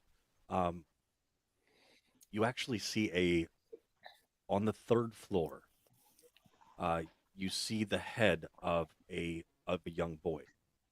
What? And then, yep, right about there. It's fairly obvious with that it's a younger child, possibly a boy. The other thing that you hear is coming down through is a squeaking wheel of a cart. It's still quite a ways away. Oh, coming from away, from another direction. Coming from the direction of Balaki. All right, yeah, we want to ambush. We want to. How far away do we think it is? Like hundreds of feet. I would say that with the way that the road jigs back and forth, it could be anywhere from 5 minutes to 30 minutes that it's going to take this individual that has the cart. Okay. Well, this is what we want to do. Correct me if I'm wrong, team. I think we should. might need your grease gun in order to help her out with that cart. Yeah, her wagon. Assuming that Corvus is able to resist the urge to fix a stranger's wagon, that is terribly creaky and clearly needs WD. Know me, I don't know. We should move about 5 minutes away from this windmill, so we know we're away from the other two, and then we should lay an ambush of this lady. And when she comes by, we should try to get a surprise on her, and we are convinced that they are cooking children and or stealing children to use them in a arcane dope pastry factory, and we need to stop it. I think if the Raven says we are no match for the two in there, I think we don't take that as an omen to abandon our quest, Alexander. I think we take it as an omen that we should turn and pick off this one. What do we think? Take multiple bites instead of just... I trust your judgment, my friend. Yeah, let's pick a fight with. We know we want. We know this is a just fight. Let's pick a fight with one of them instead of two of them. Chris, I was going to ask you if you had Perhaps watched we can season draw 2 of Vox Machina yet. I haven't finished it, but I've been watching it. It's good. I have. I have as well. It's good. Do you see they announced they're making a Mighty Nine show? I think They that don't know we what should. that is. I think that we should kidnap the daughter and put her in a bag, and then we should knock on the door and be like, "Hey, can I sell to you some Girl Scout cookies?" And then we could talk to them like the granny does. Just kidding. Are you on board with Are you ambushing the auntie? Yes. I just really. I've I got think that'd be a I've got a really good sneak attack. However, it is It would fatal. be very clinically ironic justice, but I don't think Alex or Dow would want to emulate their opponent. chaotic evil. That's what Bruce is. That's crazy. I'm neutral good. You're crazy. Unfair. Good. All right, so I started to prep it, thinking that there was some group agreement. You have There is. you can now the sound of the cart is getting closer. What is the decision of the group, or is somebody leading this off? It is a standard, another sunshiny day in Barovia, although it is close to 3:00 in the afternoon. It is dark, enough that a stealth mission of surprise is definitely possible. All right. There is a spot that is outside of the view of the windmill that you would be able to position yourself in. Bruce, So can that's- you cast some sort of illusionary distraction that would cause the cart to stop? Yeah.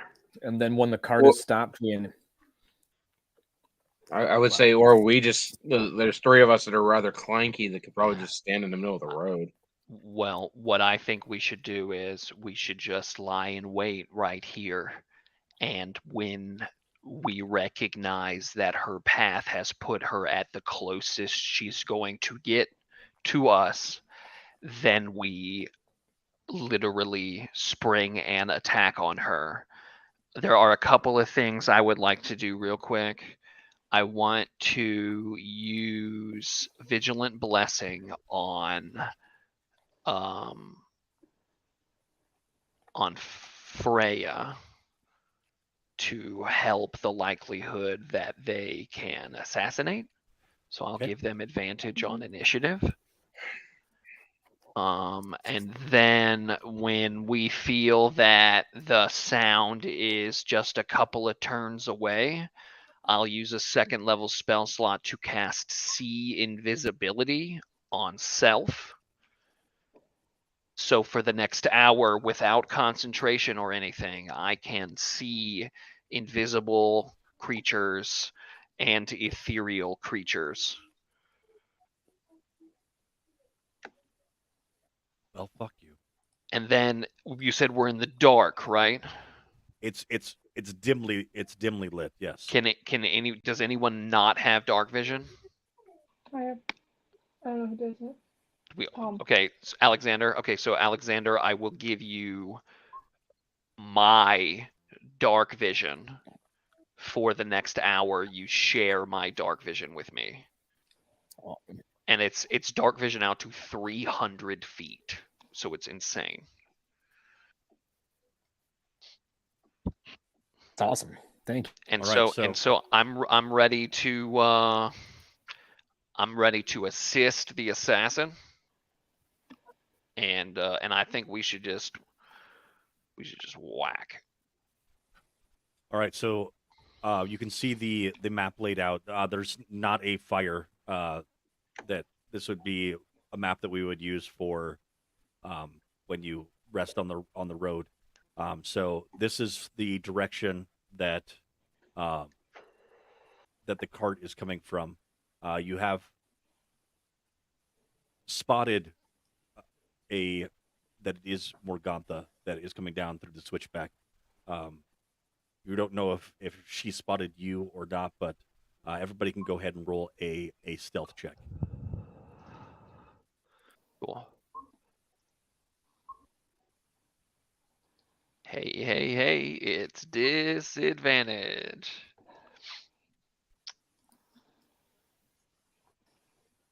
Hey.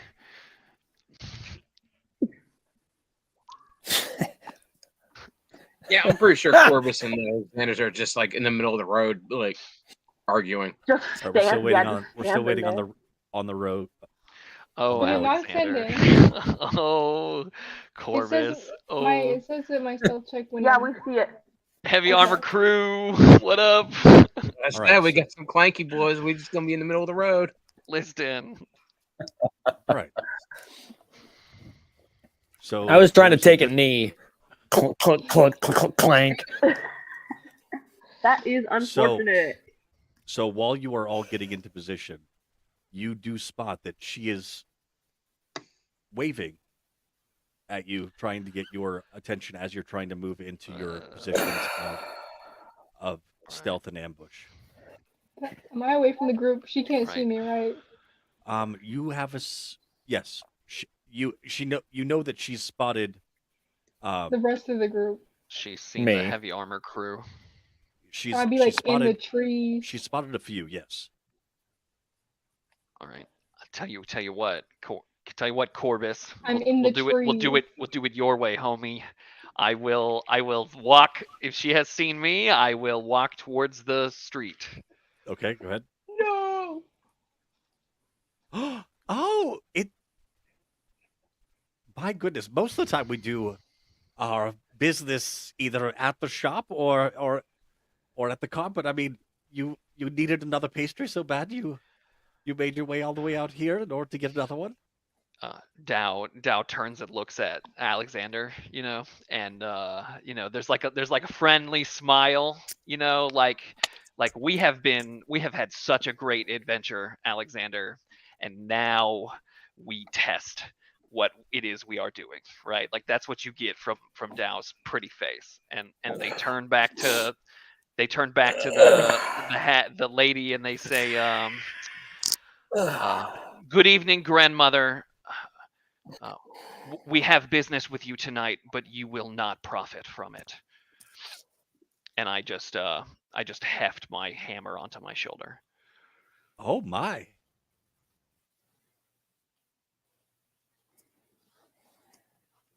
Well, it doesn't look like I'm going to be able to fool you individuals. And she looks down, somewhat exasperated, and as she's down, and you think that she's crying, and you hear bones crack. Can I And still you- assassinate her? Watch as she looks up, and she is no longer the pleasant individual that you had seen that had approached you in the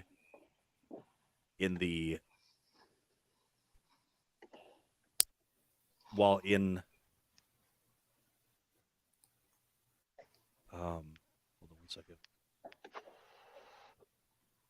She is no longer the pleasant individual that had approached you in Barovia. She is no longer the pleasant individual that had given you a pastry dough. She is the image of fear and hate itself. At this time, everyone could go ahead and roll for initiative. Ooh. So, Freya, be sure to roll with advantage. And make sure that you click on your token Can prior you- to Can rolling. you count that? Can I be in the will this trees? time. I'd like to be hidden in the trees. Yes, you are hidden where you are at.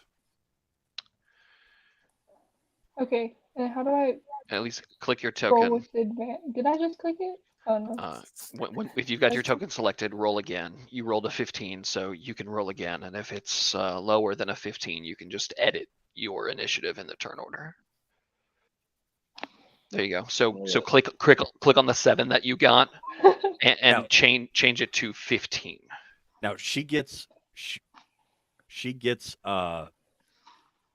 advantage with the dagger of warning. Does that mean that she gets to roll twice or 3 times? With your or is it just the twice? Advantage Let on me top of check. advantage. I wasn't sure if it was similar to like It wouldn't. the It wouldn't double down. I accuracy. forgot about her dagger of warning. So if you want to give that to somebody else, if it doesn't do that, then I'll allow you to change who it is that you give it to. Corbus. Unless you would let her roll again, and then I would definitely do that. Well, I mean, I look at like elven accuracy. Yeah, go ahead then. Yeah. I would most definitely give the double Yeah, advantage let's just go ahead and- to let's the just go ahead and- assassin. Yes, So Freya, go ahead Freya, and roll one more time. initiative again. And this time, roll well. Yeah, we're trying to. Oh, jeez. Ellen. All right. All right. Well, how about this, Dungeon Master? Yes. Roll Looking a at fourth time. looking at the surprise rules real quick, right? Yes. I'm gonna put them in the chat. And all right, the DM determines who might be surprised. If neither side tries to be stealthy, they automatically notice each other. Otherwise, the Dungeon Master compares the stealth check of anyone hiding with the passive perception of each creature on the opposing side. So what I would say is, if Freya's stealth check, We'd already passed. which right? was Yep. 20, is greater than the Night Hag's passive perception, it's 16. Yep. So you are Okay, able to. then, you are then able to Freya still would do. still be able to assassinate on their turn, right? All right. Yep. But so that'll be the surprise turn. So am Right. I at 9 or 15 for my? You were at Initiative. 15. Okay. I will adjust you and go Okay. ahead and roll though your assassination attack. Yeah. So you're gonna go now. So and what? then- I just put it. All right. So you're going to, if you're away from the group like you are, it's going to be your bow attack, and it's going to be with your sneak attack damage, Yeah. and then You roll advantage on your attack. If you hit, you automatically crit. So we will automatically double the dice. So a 23. a 23 hits. All right. So And- it would be you double the 2 on the piercing damage and you double the 4 and the 1 on the sneak attack. So it would be 10, 16, 18 damage.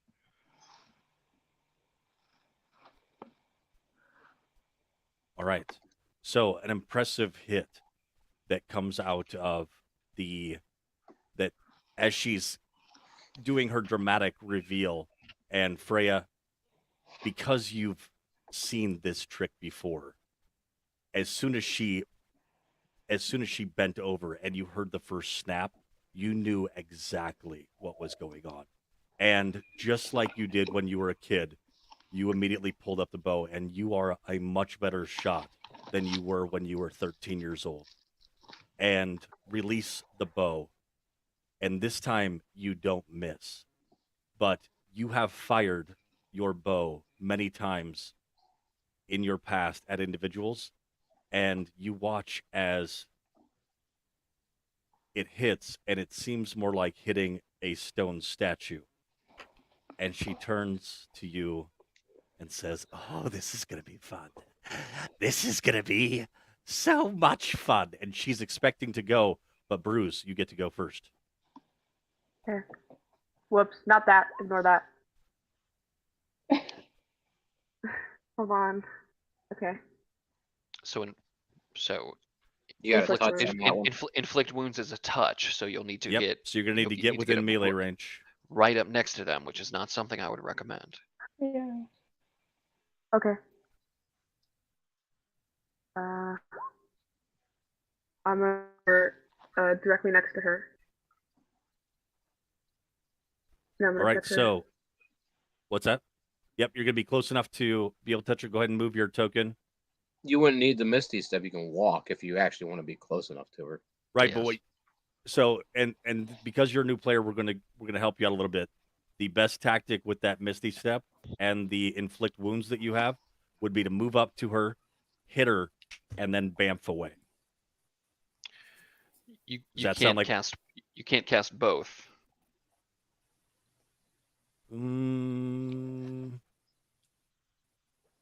Even if it's a, it is. Well, it is still. neither is a Granted cantrip. It's granted as a spell ability. It is a. It is a great. It is a spell ability from her. From his. Excuse me. Shadow touched. Let me read. I think it just basically grants you the spell. Yep. So you're still Right, you're not using a and you- spell slot or anything like that. So the same rules do apply. So if you get up that close, you're going to be needing to stay that close. Is that what you're doing? No. Okay. What is it that you're going to do?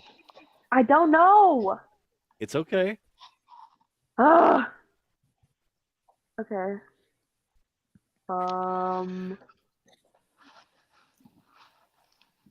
The initial thing that you had rolled, the phantasmal force, isn't a bad option for an initiation. You think Tom so? disagrees. I think you should be careful. I think But I I think will you're- give you the heads yeah. up that you have an ability that allows you to take away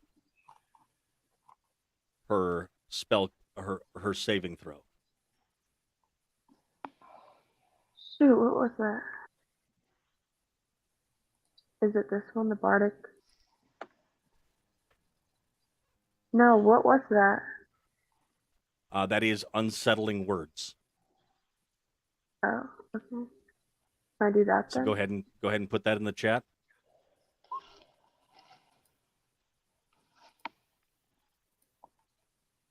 All right, and then if what you had first wrote, the phantasmal force, is that what you're doing? Yeah, that's fine. Okay, and then Nice. what is it that you're trying to have her see? Have her see? Yep. Yeah. So this is a illusion that if she fails, she's going to treat it as if it is real. Yeah, so phantasmal force is I'm gonna make it a mirror, and the reflection is gonna be just it's gonna be her, but she's gonna look really, really, really good. Okay, I like that. All right, and so a young, beautiful version of herself. Yeah. Uh-huh. I shouldn't have told you so much about freaking hags. All right, got it. Because you've seen them before, let's go ahead and have her. What is it? A wisdom saving throw? It's an intelligence saving throw. Oh. And it's a intelligence DC 14, and you'll have to subtract a Bardic Inspiration die. And and she that's a gets nice combo. I have not Sh- seen Unsettling Words Phantasmal Force before. all right. So she gets advantage on her saving Ooh, throws. That's gross. Her first one that she rolled was a 23, and the current Bardic Inspiration die that you have is not going to get below that. But yes, that is a powerful combination that you have Good there. combo. That's Um, very unlucky. so the image though of her beautiful, but also able to reach out and attack her, does appear before her. And what are the unsettling words that you try to use in order to throw her off? We'll see if it pisses her off at all. I think Bruce would just like look really like dumb and like love struck, like hearts popping around, and he just goes, "I think that you're the most beautiful girl in the world." I think that would just piss. You impetulant child. Ah. She looks at you, and it's fairly simple. She just decides to make sure that she hits and fires off magic missile for 13 points of force damage. So as soon as you impetulant child, and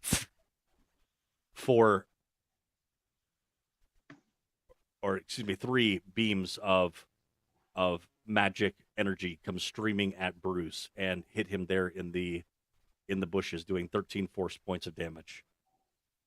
All right. Next is Alexander. What you got?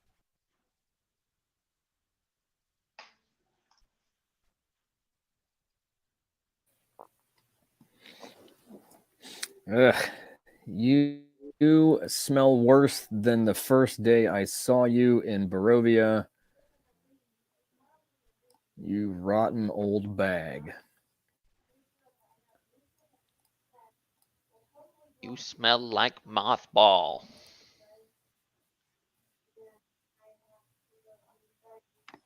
$19. 19 hits. Every time I see Maul and then in parentheses Kanabo, I think of Darth Maul from Star Wars Rebels in And the Kenobi. desert shouting, Kenobi! That's fun. I see Maul, Kenobi! All right. You gonna hit him? Roll that beautiful maul damage. Bludgeon. Yep. What's that block? That's me. That's where the spell's going to be centered. Okay. All right, 16 points Now of let's bludgeoning see. damage. And again, it is like hitting. And she's undead, correct? You can roll an Arcana check to find. Night hag.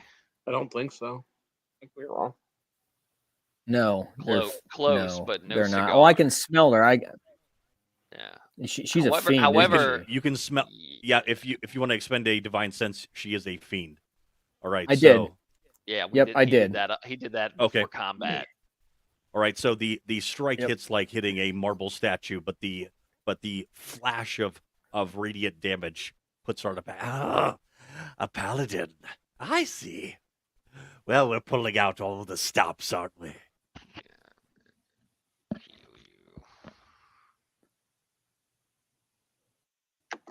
Next up, Freya.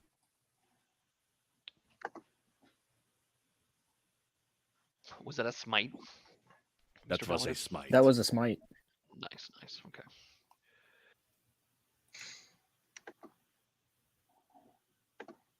I thought the dog had to go potty. My bad.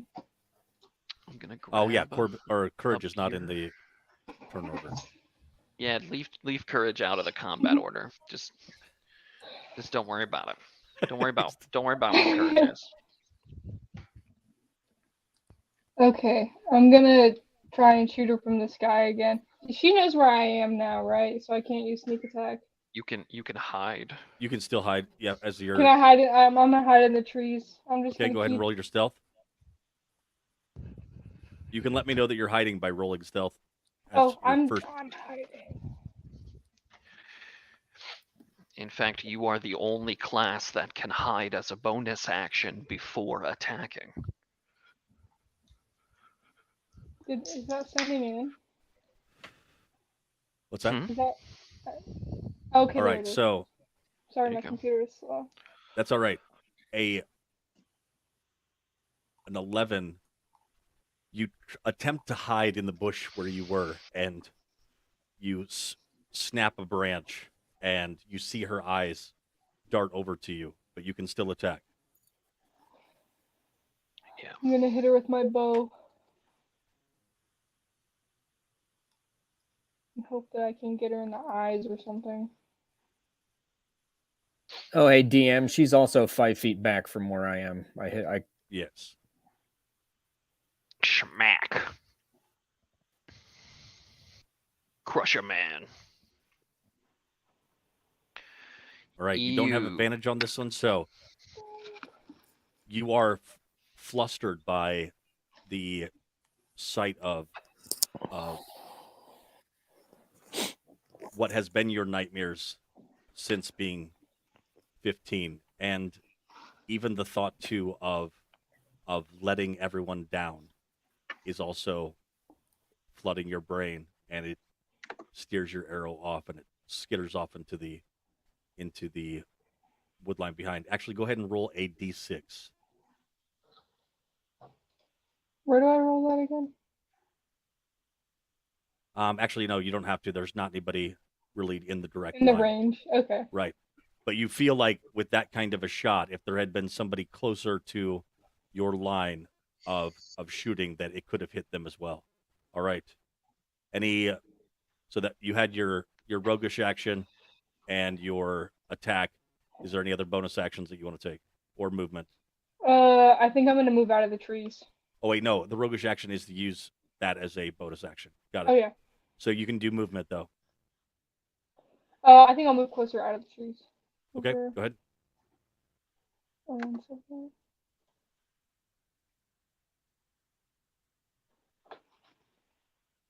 It's not what I meant to do. Okay, where do you go ahead and point and hold I down got where it. you want to move to? Okay, good. All right. All right, Corbus, you're up.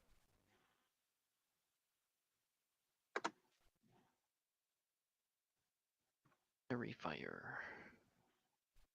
Fairy fire. And that is a Excellent. dexterity save on the part DC of 14. Dexterity save. Damn it! she's flexible for her age, which all right, that was your action. Any bonus actions or movement that you're going to take? Bonus action, tap the compass on the hat and bring down the helmet just for effect. And then I'll move up. All right. Everybody's moving in. Anything else? That's all I got. All right, Dow, you're up. All right, movement. 15 feet right here. In fact, 15 feet right here. Action. I will channel divinity and use Twilight Sanctuary. It is a 30-foot radius around me. If any of my allies, including myself, end their turn within the radius, you get 1d6 plus 4 temporary hit points, and you can end an effect on you, causing you to be charmed or frightened. That All right. happens at the end of your turn. And one thing that I adjusted on your tokens, and you can double check to make sure that it works, is that the bottom block is on your token is the red block is temporary hit points. Nice. So that's my action, and I channel divinity. I hold up my holy symbol of Seahening Moonbow, and I say, mysterious Moon Mother, help us rid this land of this evil bitch. And then I will use a bonus action and cast Spiritual Weapon. and you will see my wonderful moon mallet appear above her. And I will swing said moon mallet as such. And I get a 9. I'm still proud of you. Oh, jeez. All right. All right. Well, hey, that's my turn. At the end of my turn, I get 10 temporary hit points. That sucks. All right. So we have a spiritual weapon on the floor, and it is now Irina's turn. Irina is going to do her best to rally herself. She is scared to death, and she does not break out of her canatotic state. So she stays exactly where she's at. Bruise. A little bruised up, but I'm ready to get back into the fight. What you got? Okay, I'm gonna.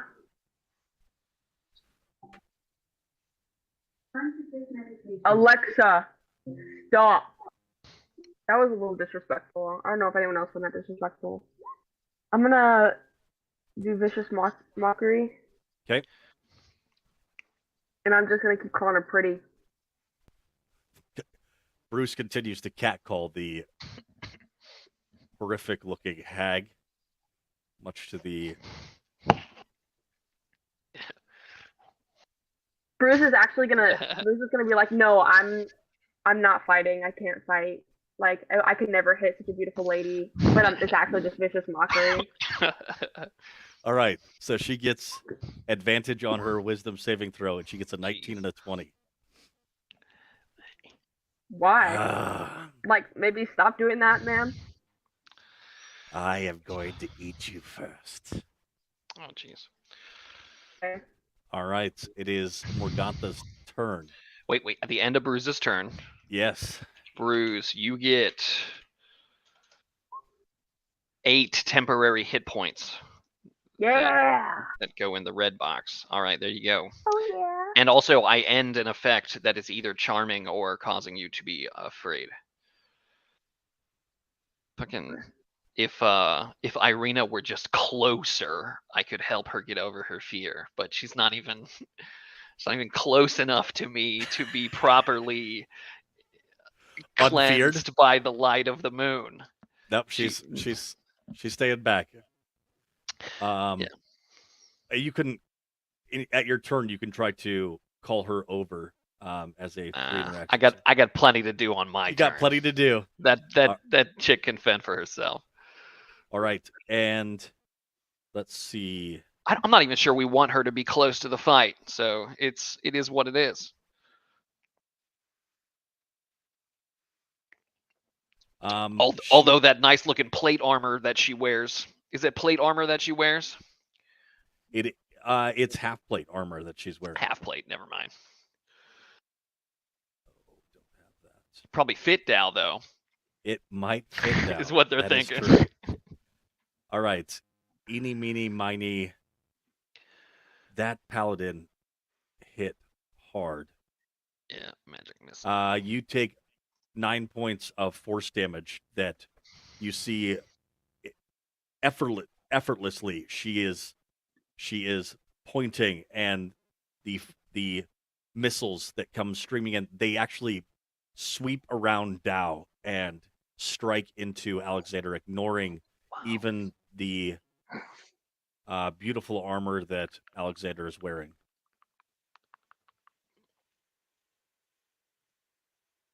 And as she's making that attack, she sweeps around Dow, keeping it within his limit of. Does your spiritual weapon, though, still get an opportunity attack? Nope, not how it works. Not how it works. All right.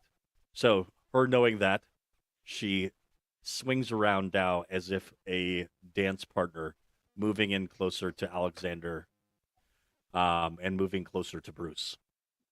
All right. Alexander, you're up.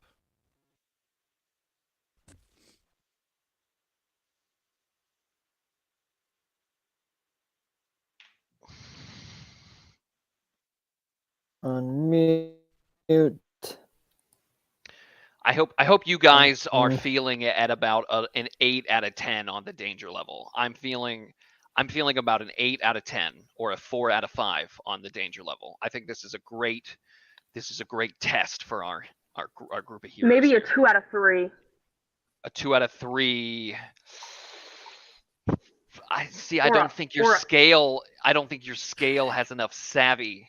Sorry, man. All right, so initially, bonus action, I'll cast Thunderous Smite, Okay. and I will swing away.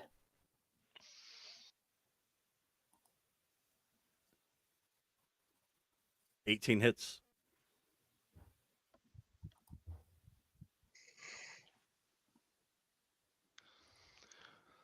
$13 bludgeoning damage. Twang. Oh, That sucks. I hate that.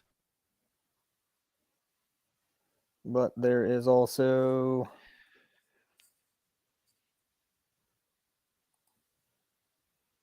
7 thunder damage. And she'll get smacked right back to the fucking spiritual hammer. Smacked out. That's kind of the direction that you're smacking at her. Backhanding her so that she moves that, or back toward Freya. He said 'Cause towards the hammer. it just does what? All right. Moves So an occupied space. So Matt, think of it this way. You get to move her 5 feet, right, from Crusher. Yep. Okay. Then she rolls a strength saving throw, which technically comes from a magical effect, Thunderous Smite, so she has advantage against it. Strength saving throw DC 13. If she fails that from Thunderous Smite, you could push her an additional 10 feet away 15. and knock her prone. And knock her prone. But she's just succeeded against it. But you'll want to resolve the one that happens automatically first, which is the Crusher, and then Sure. try to roll for your additional and your prone after that. But cool stack. Okay. She is looking. Anyways, like, you do the thunder damage regardless. So with the Yep. the thunderous boom, she staggers back, and you can see that it's either blood or venomous ichor that is starting to pour out of her mouth. She goes, I bet my daughters heard that. They're probably on their way right now. Oh no. You think you're in for a fight here? This will be quite a good time. Freya, you're up. Is that where she was hit to, or was she hit towards the hammer? She was. I hit her away from Alexander. But Alexander, you said you wanted to hit her toward the. I mean, you can give it some directionality as far as how you swing. Well, I suppose if I probably can't. I can't if she was in the space directly in front of me. 5 feet either pushes into the trees towards Bruce and Freya, or it pushes her 5 feet to that space where you moved her to. Right. So she moves to a space 5 feet from Right. you. So I'm gonna go with that, giving you some directionality to it. All right, Freya, you're up. Yeah, move it 5 feet to an unoccupied space. Yeah. Hey, Alexander, at the end of your turn, you get 10 temporary hit points.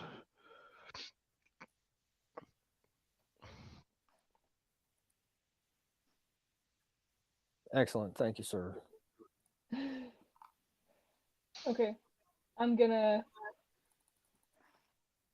Do I roll stealth to see if I'm hidden? Right? You can redo your stealth because you're not hidden. She saw you.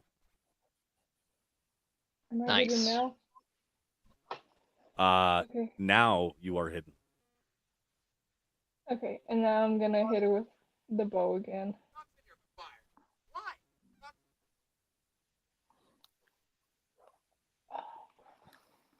All right.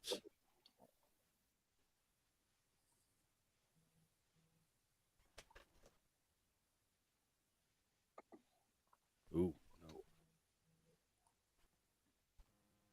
All right, you hit her with the bow. It does not pierce her. It does not pierce into her, but it does damage her.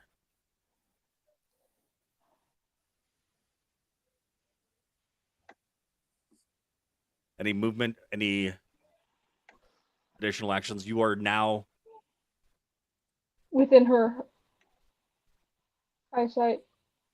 yes. Okay. I want to hide.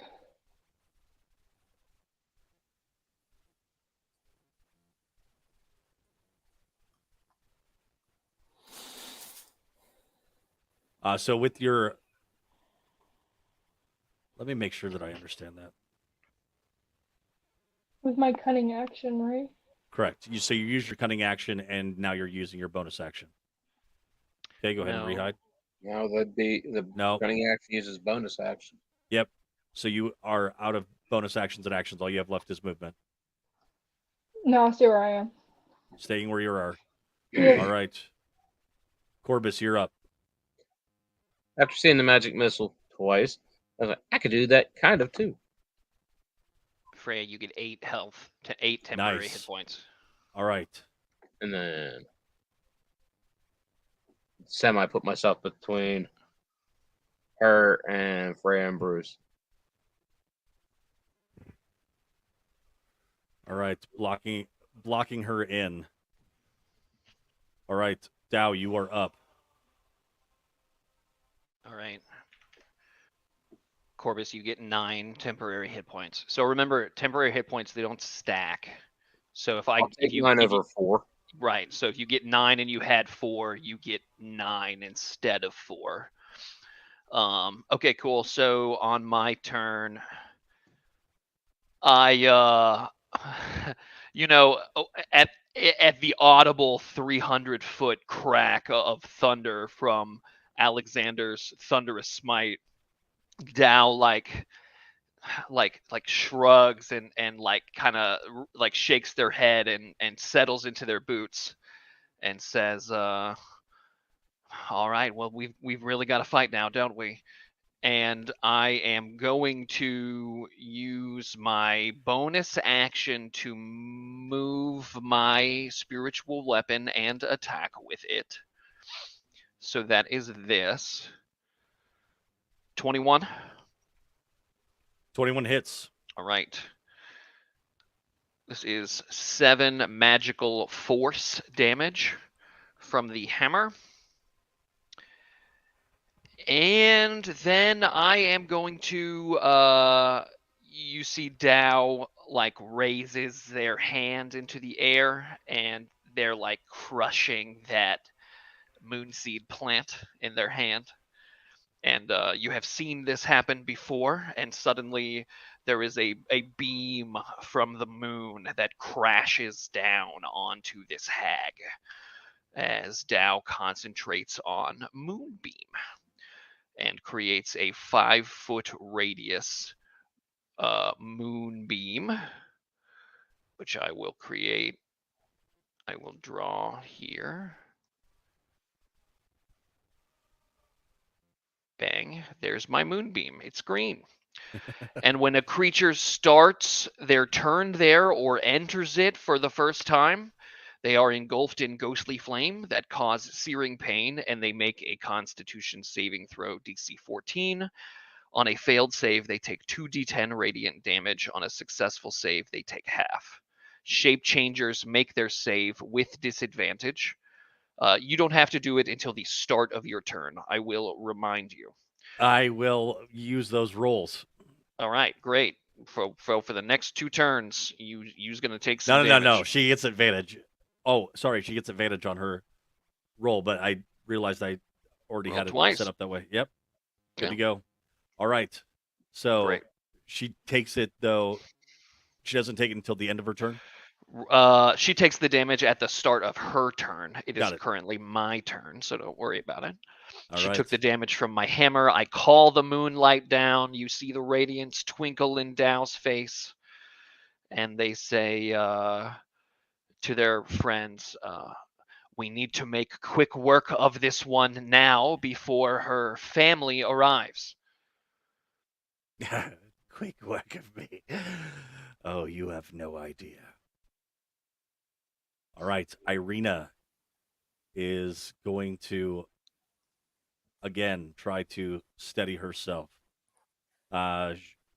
She curls up tighter into a ball and actually lays down. All right, Bruce, you're up. Okay. I really Roll for just wanna panic cast- attack. Not you, Bruce. Not you, Irina's Bruce. doing that. Not you, Bruce. Irina I was is like, okay, I guess. no. Irina is clearly over in the corner making panic attack rolls by herself. Sorry. Okay. Can I cast Unsettling Words again, or does that have a limit? Do what? Unsettling Words. Put it in the Unsettling chat words? again. No, you can do that with as long as you have. So you would have used up one of your bardic inspiration die. Yeah, it expends a bardic inspiration, and you can do it as a bonus action. So you have 3 remaining. But I want to cast it now. Yep. Yeah, you got it. You got it. So I just did So it? that is your Yes. bonus action. All right, and then Yes. what is it that you are what is it that you are attacking her with? I thought I was attacking her with Unsettling Words. Unsettling words is going to so- give her. Go ahead. Well, Olivia, unsettling words is the thing you can do where instead of using your bardic inspiration to give it to an ally to give them a bonus on something, you can use unsettling words to give the enemy a penalty with your bardic inspiration roll on their next saving throw. So the last time you used this, you had this 1-2 combo where you used unsettling words to give her the penalty, and then you used phantasmal force to make her Okay. roll her save with your penalty, right? So you Yeah. can do that. It also sounds like maybe you're meaning to use vicious mockery instead. Yeah. So- Yeah. So either one is good. think of unsettling words as a resource that you can either give to an ally as bardic inspiration, or Okay. you can unsettling words and really insult your opponent. Or vicious mockery is a cantrip, so it's free and you can do it as many times as you like. Okay. But it Can I would also? it would be helping out with Dow's moonbeam. Even though I'd already rolled 2 Constitution checks and she's going to fail them, but if she had passed her, if you had done that to her and then it comes up her turn and she passes it only by a few, you could roll your bardic inspiration die and take it down so that she does take damage. Okay. Am I allowed to do vicious? Yep. And I she is wanna- going to attempt to. Go ahead. What do you say? I want to sing a song. Go ahead. Not me. Bruce is gonna sing like a love song to her. I think that Bruce is having the time of his life right now. Bruce doesn't even like. You're such a troll. So it hits, and she is getting pissed off by your constant flattery. And so with the vicious mockery, go ahead and put that in the chat. She also is going to have. I just did it. She's also going to have disadvantage on the next attack roll that she makes. Yeah. Are you like playing Bruce, your lute? Bruce has like some Bruno Mars shit going on in the background. Oh man. Your eyes. She's so pissed off the whole time. That's funny. All right. It is Morgatha's turn. She. Go ahead. I'm just gonna roll a Yep, for the, 1d6 plus 4, and if it's more than 8, yeah, okay. So Bruce now has 10 temporary hit points instead of 8, All right. which could come in handy. Oh, what's. Take that beautiful moonbeam damage. Oh yeah, take that beautiful moonbeam damage. Ah, yes. How much we looking? How much we looking at? We're looking at 2d8. a full 14 radiant Ooh. damage. Oh. So, because she Ding ding ding is ding ding ding ding ding ding ding ding. upset, she's It's like Yu-Gi-Oh when you take a bunch of damage and you're like, oh, ding ding ding ding ding ding ding ding ding. she's going to start doing something fairly stupid. She is going to upcast her magic missile, only doing 13. 13 points of damage, but at her lover boy, Bruise. So, Bruise, you take another 13 points of damage, but those fucking Nice. 10 hit points. Nice. So drops only to 20 from 23. Good. All right. Good. Oh, you all are pissing me off. Yeah, we're good at that. Yeah. You know I mean, what? It's our job. I'm tired of this. And poof, she disappears. All right, now. To everyone except for the motherfucker with his fucking eyes. Actually, actually, I can still see her. Okay, because I previously used see invisibility, which is a divination spell. So she notices that, Mm-hmm. but she still makes her movement here. So I don't know how to make it so that you can still see her, Dow. You know, But I think the best thing to do would be to say, let some turns pass. Alexander and Freya and Corbis go next. Then on my turn, maybe if we have not figured out where she is yet, you might reveal her to the party because Dow can see her. well, Dow would need Essentially to figure out. saying, you as the dungeon master, you don't have to resolve where she is yet. I can't communicate when it's not my turn to Right. them where she is. So don't worry about it until it's my turn. Sounds good. All right, Alexander. But you can do an opportunity attack, Dow. Oh, yeah. It's still at disadvantage, even though you can see her, from what I remember from the rules for invisibility. But you can check that out. Go ahead and roll. That is probably correct. And I will roll. And also, I have this thing. It's neat. It's called Warcaster, and it does 3 things. But the last thing it does is I can use my reaction to cast a spell at the creature rather than making an opportunity attack. And so what I would like to do is Yahtzee. Fuck, I missed. Because wouldn't that have covered her in sparkling light? Oh, as well? yeah, it would have made her visible to everybody, and I missed. So Dow was like, I can see her. She's right there. And like Dow shoots this like brilliant stream of light that just flies 50 feet over that way and smacks a tree and just like paints this tree with this brilliant, dangerous, radiant light.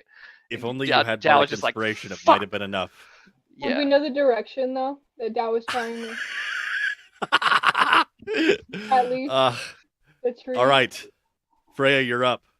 Would And we know the Bruce has his play. Would we know the direction at least that Dow was trying to? It's up to Dungeon Master. The colorful tree. What? Can I see the colorful tree? Yes. Do I not get a turn? Did it not?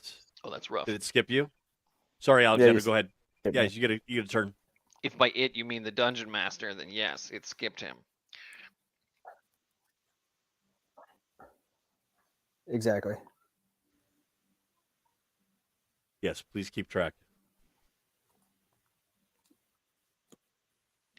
Divine Sense. Nice.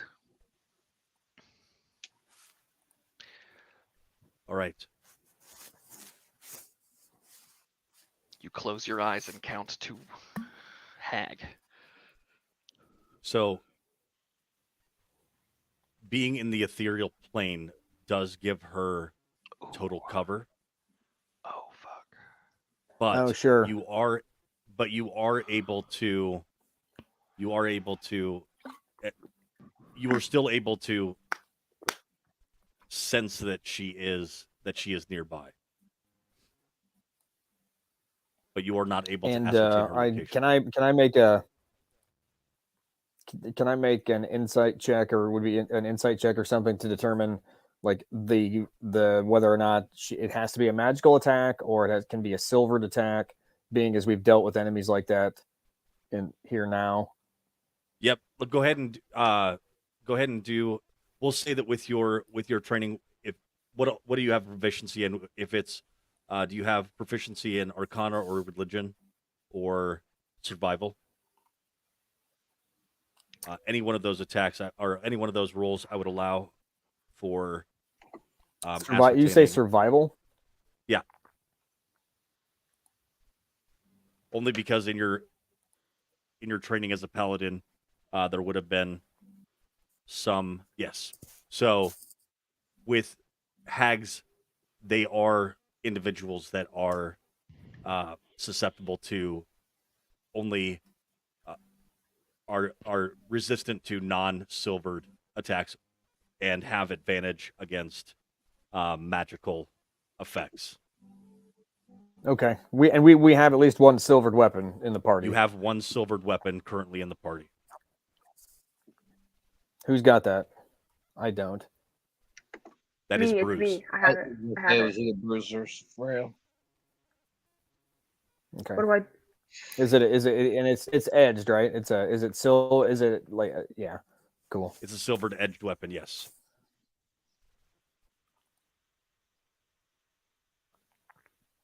Hey, you mind if I borrow that? Don't mind it at all. And then how do I give it to him? Do I just give it to him? He can move up to you and take it from you.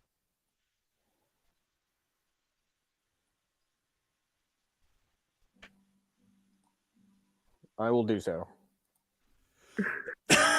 All right, you are now in possession of a silvered short sword. So that'll do a D6 plus your strength modifier, since it is a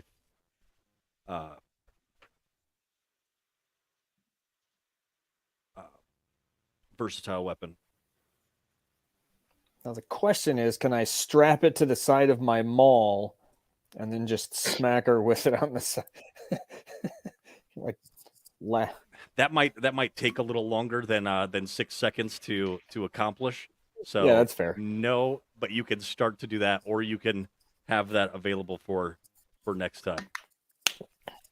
I mean, yeah, next it'll time be that at you the have an ready encounter. to attack. All right, sounds good. And then now we can let Freya make her attack. Okay. Do I know the direction that the tree is? The glowy tree?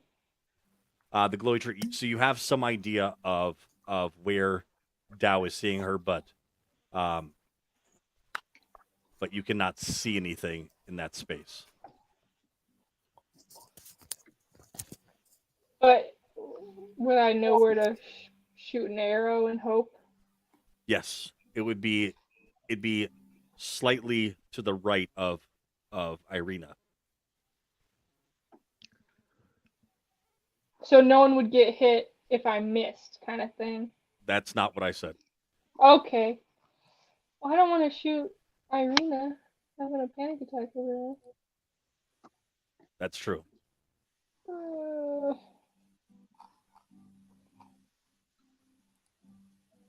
I'm scared.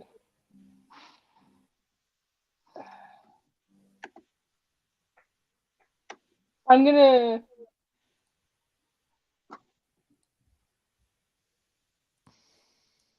try and shoot just left of the tree that's right in front of me, or the one that's parallel to Irina with my bow. Okay. All right, a fantastic shot. it actually intersects perfectly with the line that you think that Dow might have been shooting at. You hear, but it sails straight through the air and hits and clanks against the rocky face of where the mountain starts to ascend up. Anything else that you'd like to do? No. All right, Corbus, you're up. Okay. I am going to go. It was in this direction, though, right? That's where Dow sent his guiding bolt, but didn't hit anything, and that's where the direction where Freya shot, right? Correct. Okay. Wait, wrong one. Sword burst. Sword burst. All right, you create a momentary circle of spectral blades. Sweep around you.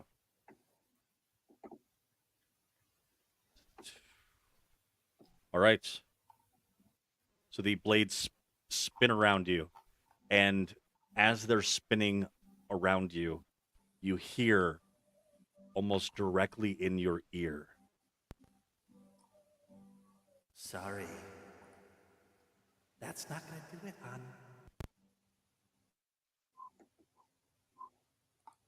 If that was almost in my ear, I can't hear for shit because I have no idea what you said. She said, I said sorry, that's not gonna do it, Sonny. "You suck, you jackass."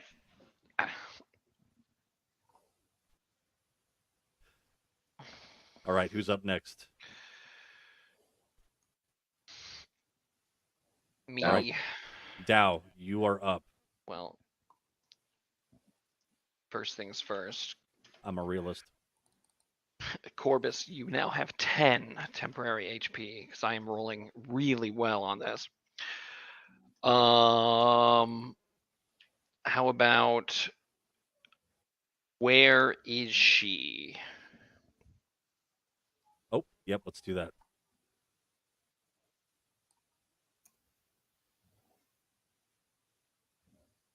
She is whispering into. Buddy. All right. Riddle me this, Batman. Is she on our plane of existence, or did you say that she is in the ethereal plane? So I would say with your see invisibility that allows you to see both invisible and ethereal, you see, instead of being able to see her, you're seeing a ghostly apparition of her. Right, so she is on the ethereal plane. Ethereal creatures and objects appear ghostly and translucent per the description of the spell. So she is ethereal. So She I is. will explain. Okay, let me take things one step further. Does Dow have any idea how this hag has turned ethereal? Arcanely? Ooh. So I would AKA, do I see a shiny black rock in her possession, and does I know what it does? Now, in her possession means a lot of things. So, depending on what shape the rock is, she can have it on her person and have it not very visible at all. But go ahead and roll an Arcana check. Yeah.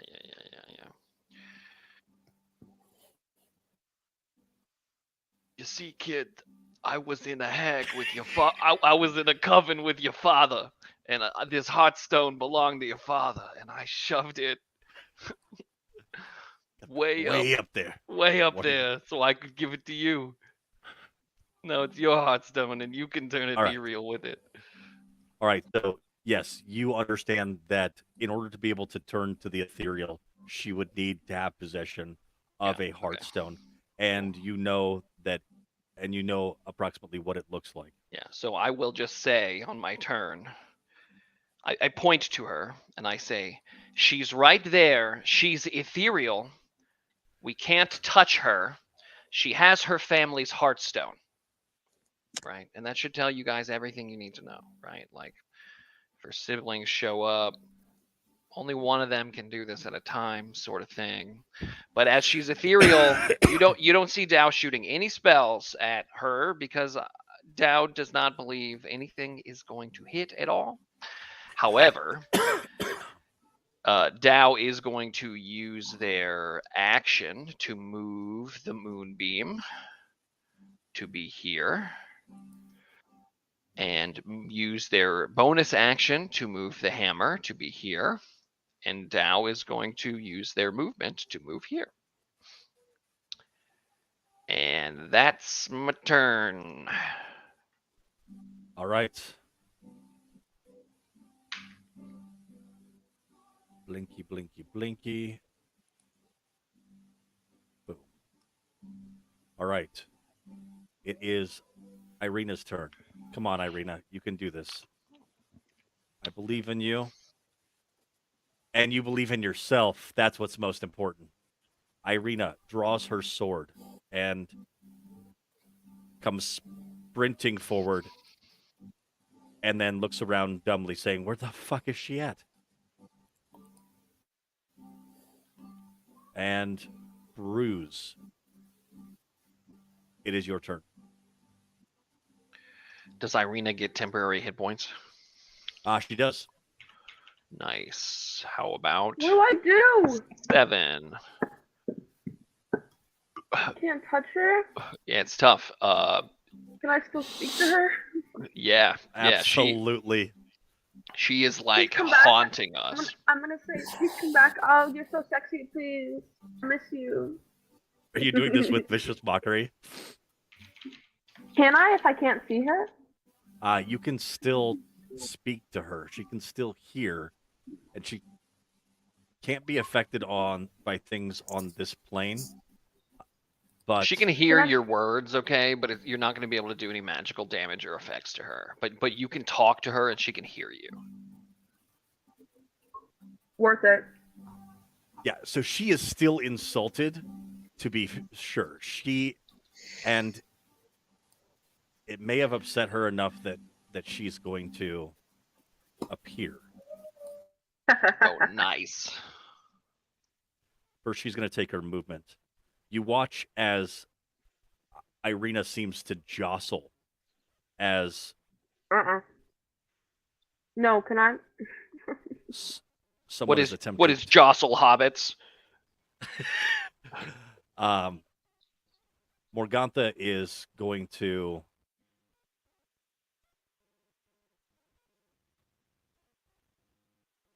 attempt to grab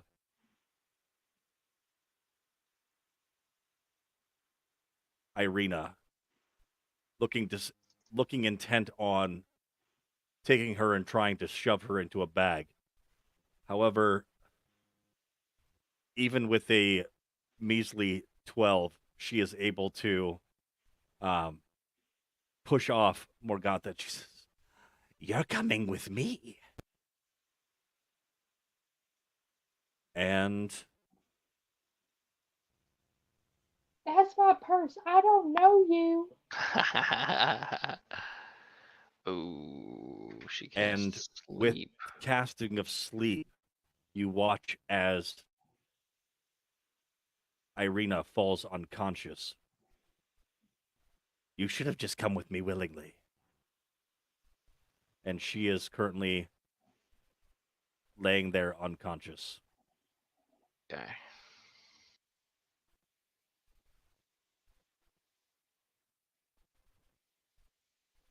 And Morgantha now has a hold of her sleeping body as she was falling. She can cast that as a bonus. Did she cast that as a bonus action? She casted it as her action, but just as she's falling unconscious, Morgantha grabs her. She missed the. Ooh, she did. Hold on, let me see. Good call. Nope. So she will not be able to cast that at this time.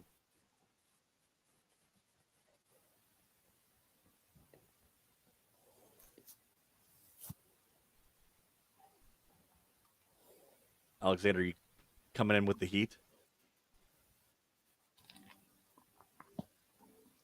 Yeah, I can get there, I think. Yeah. Should be able to. I was roughly the same distance. My movement's only 25.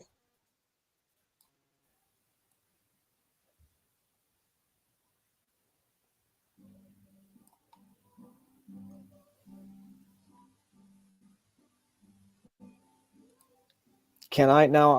I've not played a martial character. How does two-handed weapon fighting work? Two-handed weapon fighting is Well, I mean two- like so- like so- dual wielding. Two weapon that- fighting, Yeah, not two-handed on I know one that's weapon. that's a but- feat or a but- fighting but style, right? Two weapon fighting. Here. Yep. Yeah. Dual I'll- wielding.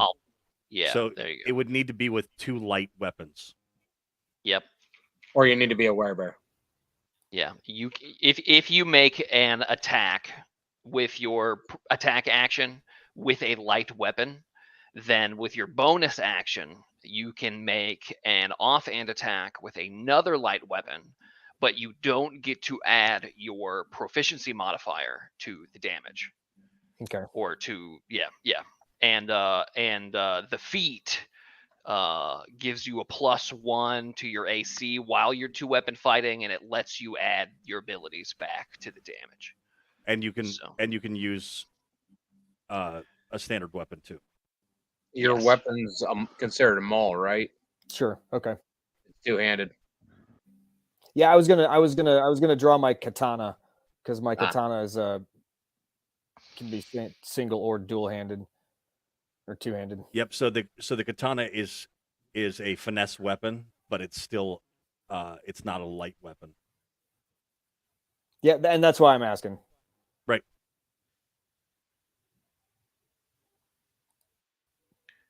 All right, so my bonus action, I will use my channel divinity because I haven't used that yet, and I will harness divine power, and I will get one of my spell slots back, and then I'm going to take a swing with this silver short sword. All right. 19 hits. 19.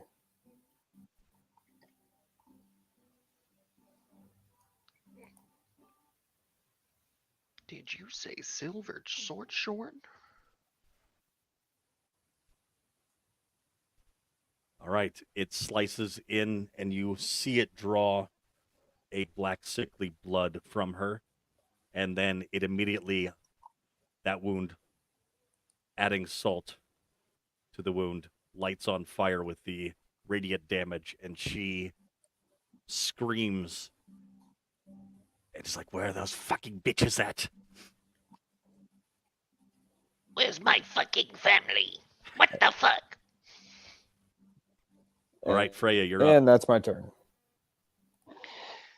Okay. It's like, If you adventurers kill me, make sure my family is my pallbearers at my funeral, so they can let me down one last time. Okay, I'm not gonna shoot her because so she's That's on all the prime plane, right? She's on the material plane. She She's on came the to the material material plane, plane. So she came was trying onto to it, grab- and then she tried to grab Irina, but unfortunately for her, she failed. Right? Correct. Okay, got it. Understood. She risked it, man. She wants that lady. So what? She thinks she'll get a fat prize from Strahd if she bags Irina. Is that what we? Is that Or what she we doesn't know who imagine? the fuck she is. Okay. Okay. okay. Got Can I run up on her and try and stab her? Mm-hmm. You absolutely can. Okay, cool. I'm gonna run up on her. And Just crashing through that bush. yeah. Yes. 10 piercing damage. And Now- with You With- get sneak attack. you get sneak attack with that Oh, I do. I didn't click it. because it's with advantage because you have allies within 5 Because feet. of Toy Story. Oh. What do I You do? for got that a then? friend within 5 feet. You got a friend within 5 feet. So do When I you deal roll? damage and sneak attack 2. Do I have to roll anything extra then for that? Yeah, the 2d6. You could just click on it and it would roll it for you. Oh my gosh. Ooh. Oh. All right. Yeah, she's Corbus. You got this. She's Corbus? I knew it. Shh, giving away my secrets.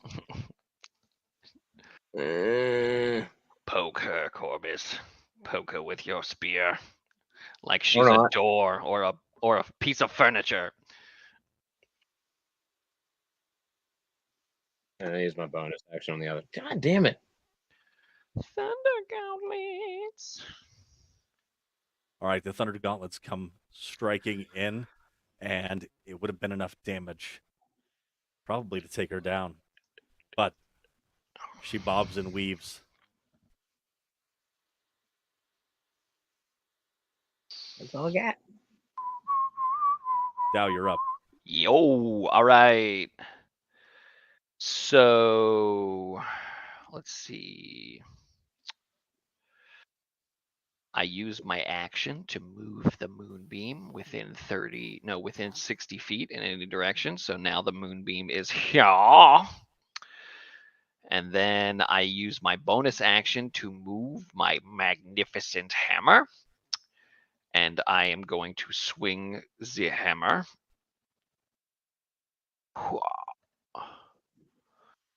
15. Does 15 hit? A 15 does not hit. 15 does not hit. Ah, fuck. All right. Well, with my movement, I'm going to move underneath this tree. Actually, And Freya's currently there. She just didn't Freya's move. there. Okay, I'm going to move. Hold on. Let me read my spell real quick. Well, nobody step in that moonbeam, BT dubs. And I'm gonna move here. I'm gonna step around her like that. And and Bruise is like still within range of my aura. Yep. Which is amber, FYI.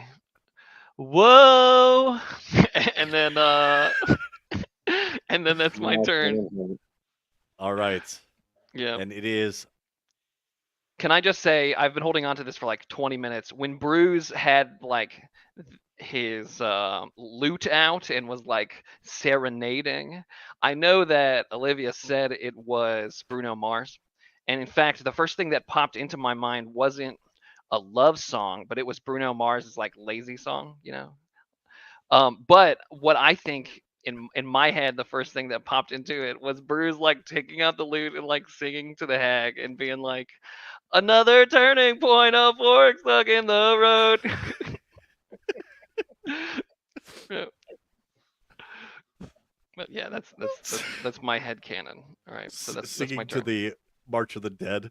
Yeah, Wish yeah. you would step out from that. Oh, you did. Oh, jeez. Oh my God, they're all falling. Yeah, that's true. That's what would happen exactly. Yep. All right. Irina snores. Oh And yeah, that Bruce, you're up. So Cool. is she's sleep a snoring. charm? So she's What's that? she's still asleep. Oh no, Oh, she's not. Sorry, no, she's not. I forgot. Oh that no, yeah, she's not. I did not take it. Yeah, you didn't because do that. because somebody remembered the actual rules and destroyed all my DM fun. All right, so she will, because she has recovered from her fear and trepidation, she's going to strike out with her rapier. A 13 does not hit, but she would have done 7 piercing damage to the. Oh, actually, well, she would have done some damage to the hag, and now it is Bruce's turn. Yippee! Yippee! Wait, what? Why is it saying I? Oh, okay. Wait, I don't know what it's doing. Okay, I casted hold person. I'm trying. So, wisdom saving throw for her. Okay. And did you say that you were also using one of Yep, your die for? Yeah, you said that. I did say that. Yeah, I You said said that that. right You guys before you just did this, right? yeah, I said it right before. Yeah. You said Okay, that what are though. you Yeah, doing? You she said was that What though. are you she actually muted What are you when she doing? said What are it, but I you heard saying for it. your unsettling words? Saying Or are you just continuing to sing? I'm just continuing to sing. But this time I got like a different instrument out. All right, wisdom saving throw. No, a yes. Wisdom saving throw. 10 does not do it. A fucking 3 does not do it. Oh yeah, she's You have paralyzed. captured yourself a hag. Someone needs to beat her while she's frozen. Well, a moonbeam's about to do that. And etherealness requires a somatic component, so The moonbeam would still hit first. it would before the end of her turn. That is true. Is it? Yeah. I'm pretty sure it's the start of the turn. Oh yeah, is it the start of her turn? At the start It of her is. turn, she would take the moonbeam damage. All right, moonbeam it up. There you go. So this was the second failure you already rolled, is that right? That is correct. So she takes 11 radiant damage at the start of her turn.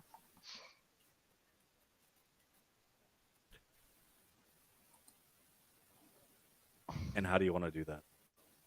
How do I want to do that? Is that her health? That is one above her 10 health that she currently has. Oh wow. Okay, so I imagine Bruise is like concentrating on holding the hold person, like keeping it stuck in place. And so Dow is just gonna like move the moonbeam to be right on top of the hag.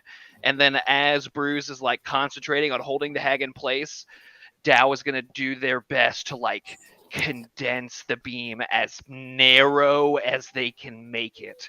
And it gets smaller and smaller until it's like feet and then inches, and it's just like searing through the hag. And Dow is like holding up their hand for the moonbeam, and like, brilliant Sailor Moon energies just blasting from them,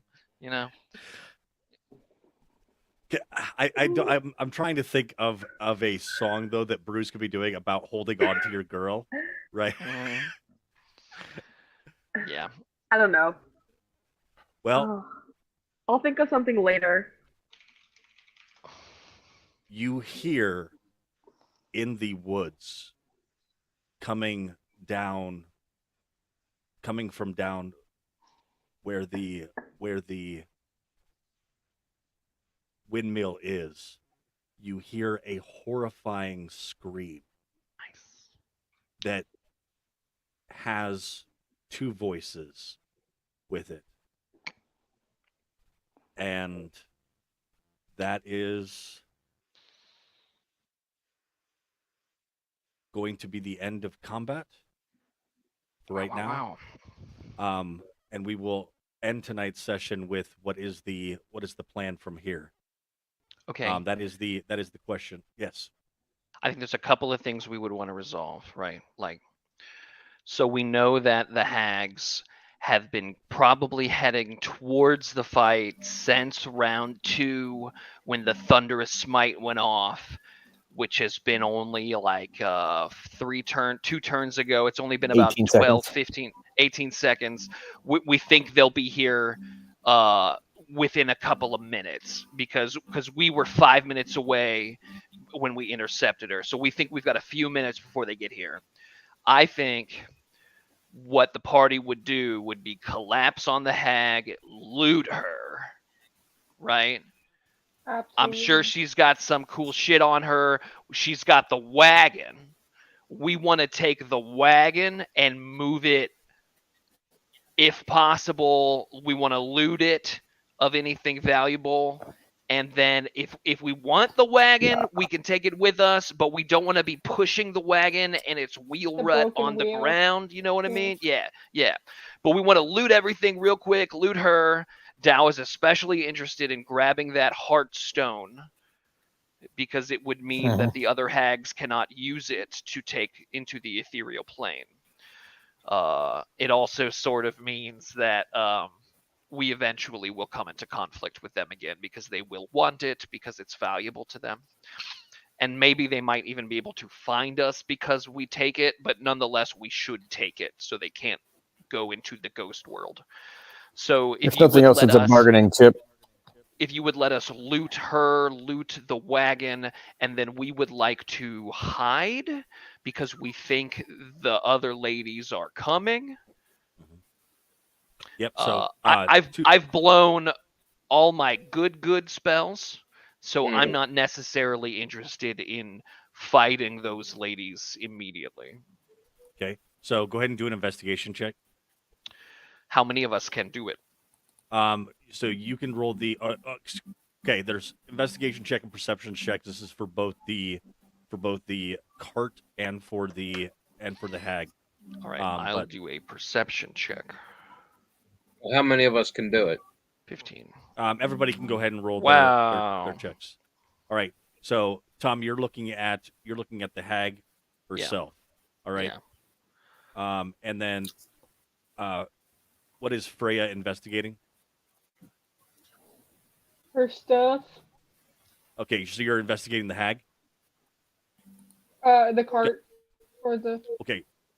All right. Crit on the cart. Critting on the cart. All right. And Corbus, what are you checking out? Well, I was going to the cart too. Then the crit. So what the fuck is that? All right. So you did the cart or you did the hag? I did the cart. Did the cart. All right.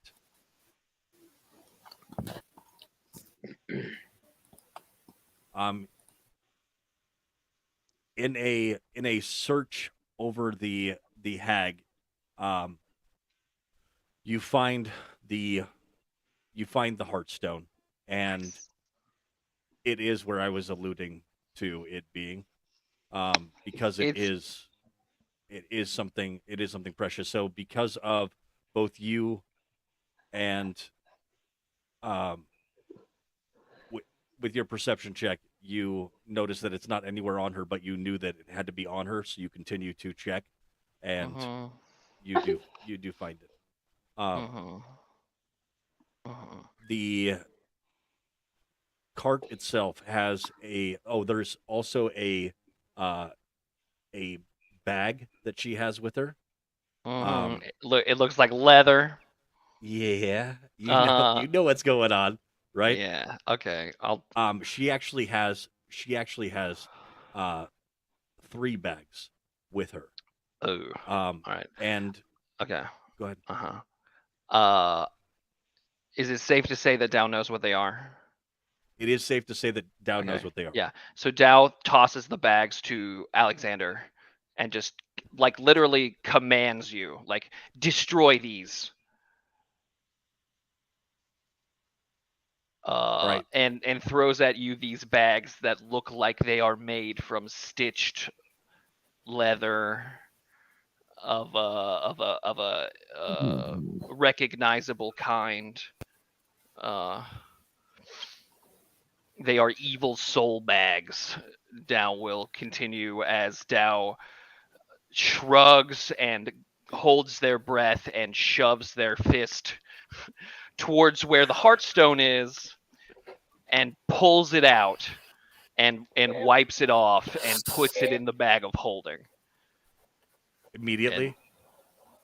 Yeah. Okay. All right. So the most foul stench that you've all encountered is now what Dow smells like until he can have a chance to shower. Yeah. Or to bathe. Bruce, go ahead. You had your. I'm gonna go ahead and make Dow now smell for a second. Thank you.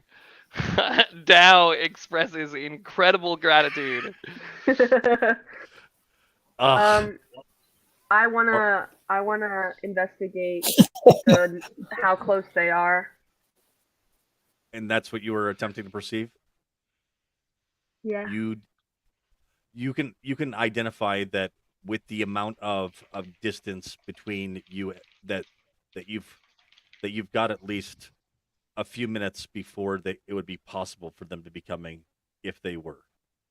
And then the other thing is with the cart, you find no pastries. The pastries have been sold out, but there are two of the ales that I talked about, the Heroes Brews, and also the um, and also a jar of what seems to be jelly. Um, and we'll see if Dow remembers what these items were able to do. It is something of note, and Dow, because your memory is being jogged about, and Alexander's memory is being jogged about this particular. There's another thing that you're looking for is she was alone, and she was able to cast a spell that should have required all three members to be there of the coven.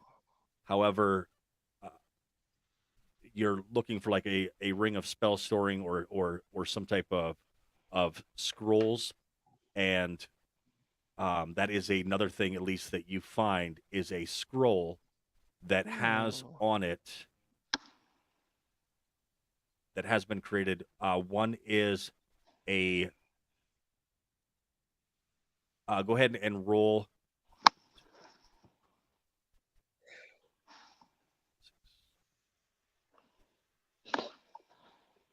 Roll. 1 second.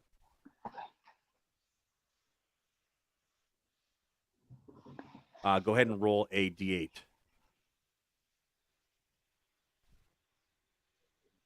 And I know that that's going to be. Okay, hold on. I'll do it for you because it's. No, I just need to know how to do it. That's what you do every time. I'll do it for you. I don't know how to do it. I'm never gonna know how to do it. Okay, on the map, you know the map that you use to move your token? Go to the left, where you like click Oh, I either see it. pen view, I see go it. down to the I dice. see it. Yeah, D8. What are the numbers? The 2, 3, 4, 5. That would be to roll that many of those type of die. So you're just rolling Okay. 1d8. Do I roll it, or are you just gonna keep that roll? You roll it. All right. You find a scroll that has on it magic. You can make a man a fire, and he'll be warm for a day. But set a man on fire, and he's warm for the rest of his life. Yeah. So you find a scroll that has a spell on it. You do not know what the spell is unless we'll have to determine. Is it on the cleric spell list? Polymorph. Polymorph. It is not. It is a bard, druid, sorcerer, wizard spell. All right, that's all I need. Bruce, you'll recognize the scroll at a later time and know what spell it is. And I hope that you attempt to cast it at your current level. All right.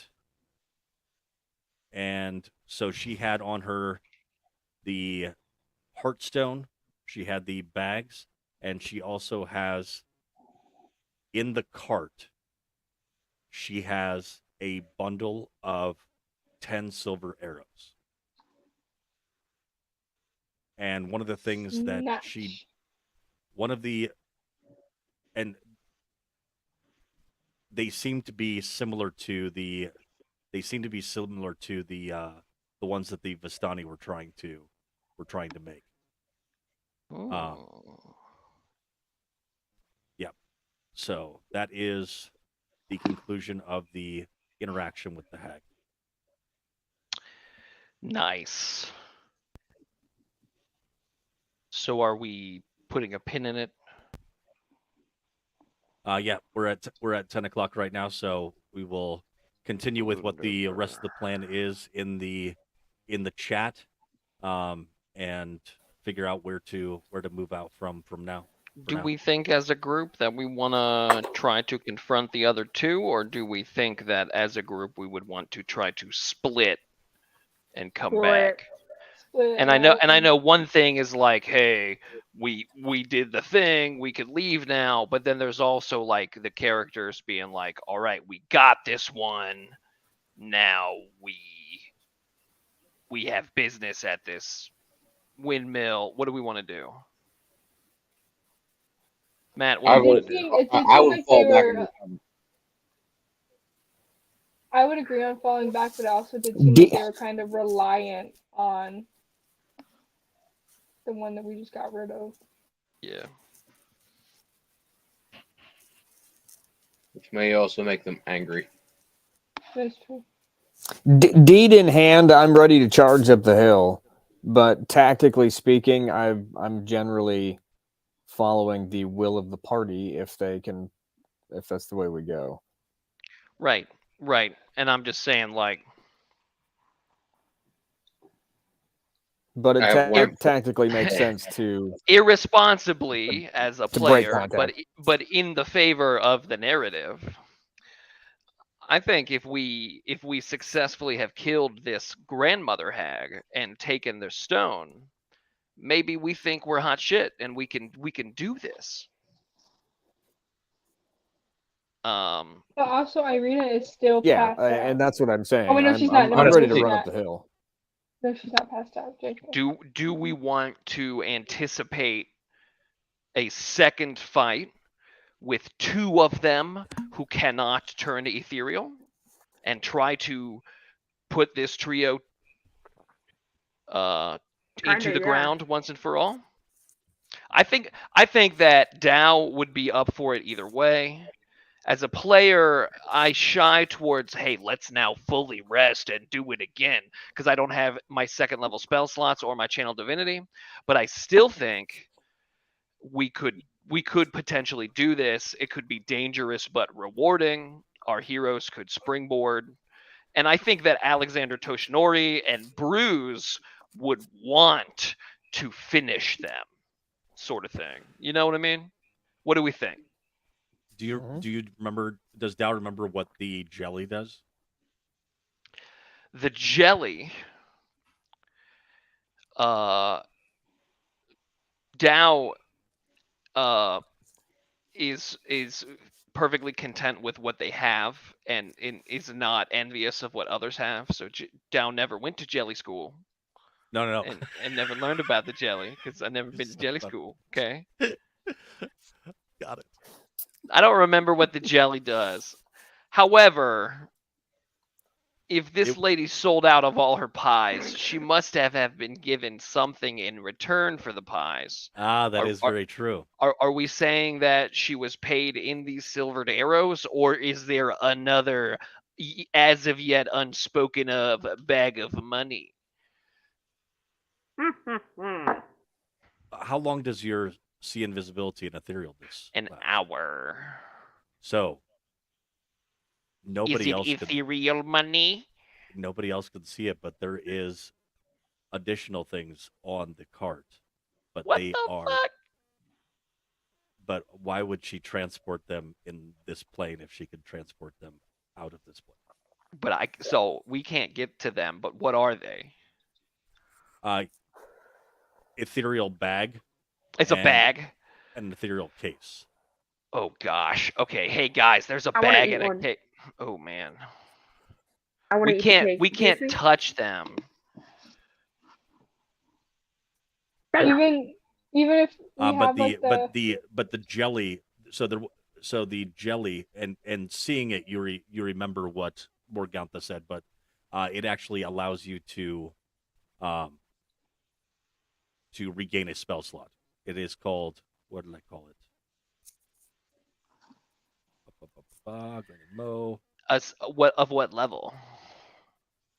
All right. Jelly. Restores 2 levels of spell slot. Okay. Wizard's so Comfort Custard. so I'll eat this shit. Okay. I get a second level spell slot back. You can get a second level spell slot or two level 1 spell slots back. Nice. Which I get a second level How spell many slot. servings of that shit do we have? Let me see if there's another one there. Dow is specifically not wondering how this is made or what ingredients go into it, and is only focused on the power of the spell slot. Don't think. Just like when you went fist deep in that hag. Soylent Green is spell slots. How many more servings of Wizard's Comfort custard were on this There cart? is one more that is available. I offer that the gives me 2 smites questionably back. evil custard to the paladin, and I say, if this dessert be a spell slot, think of it as a means to an end. Their end specifically.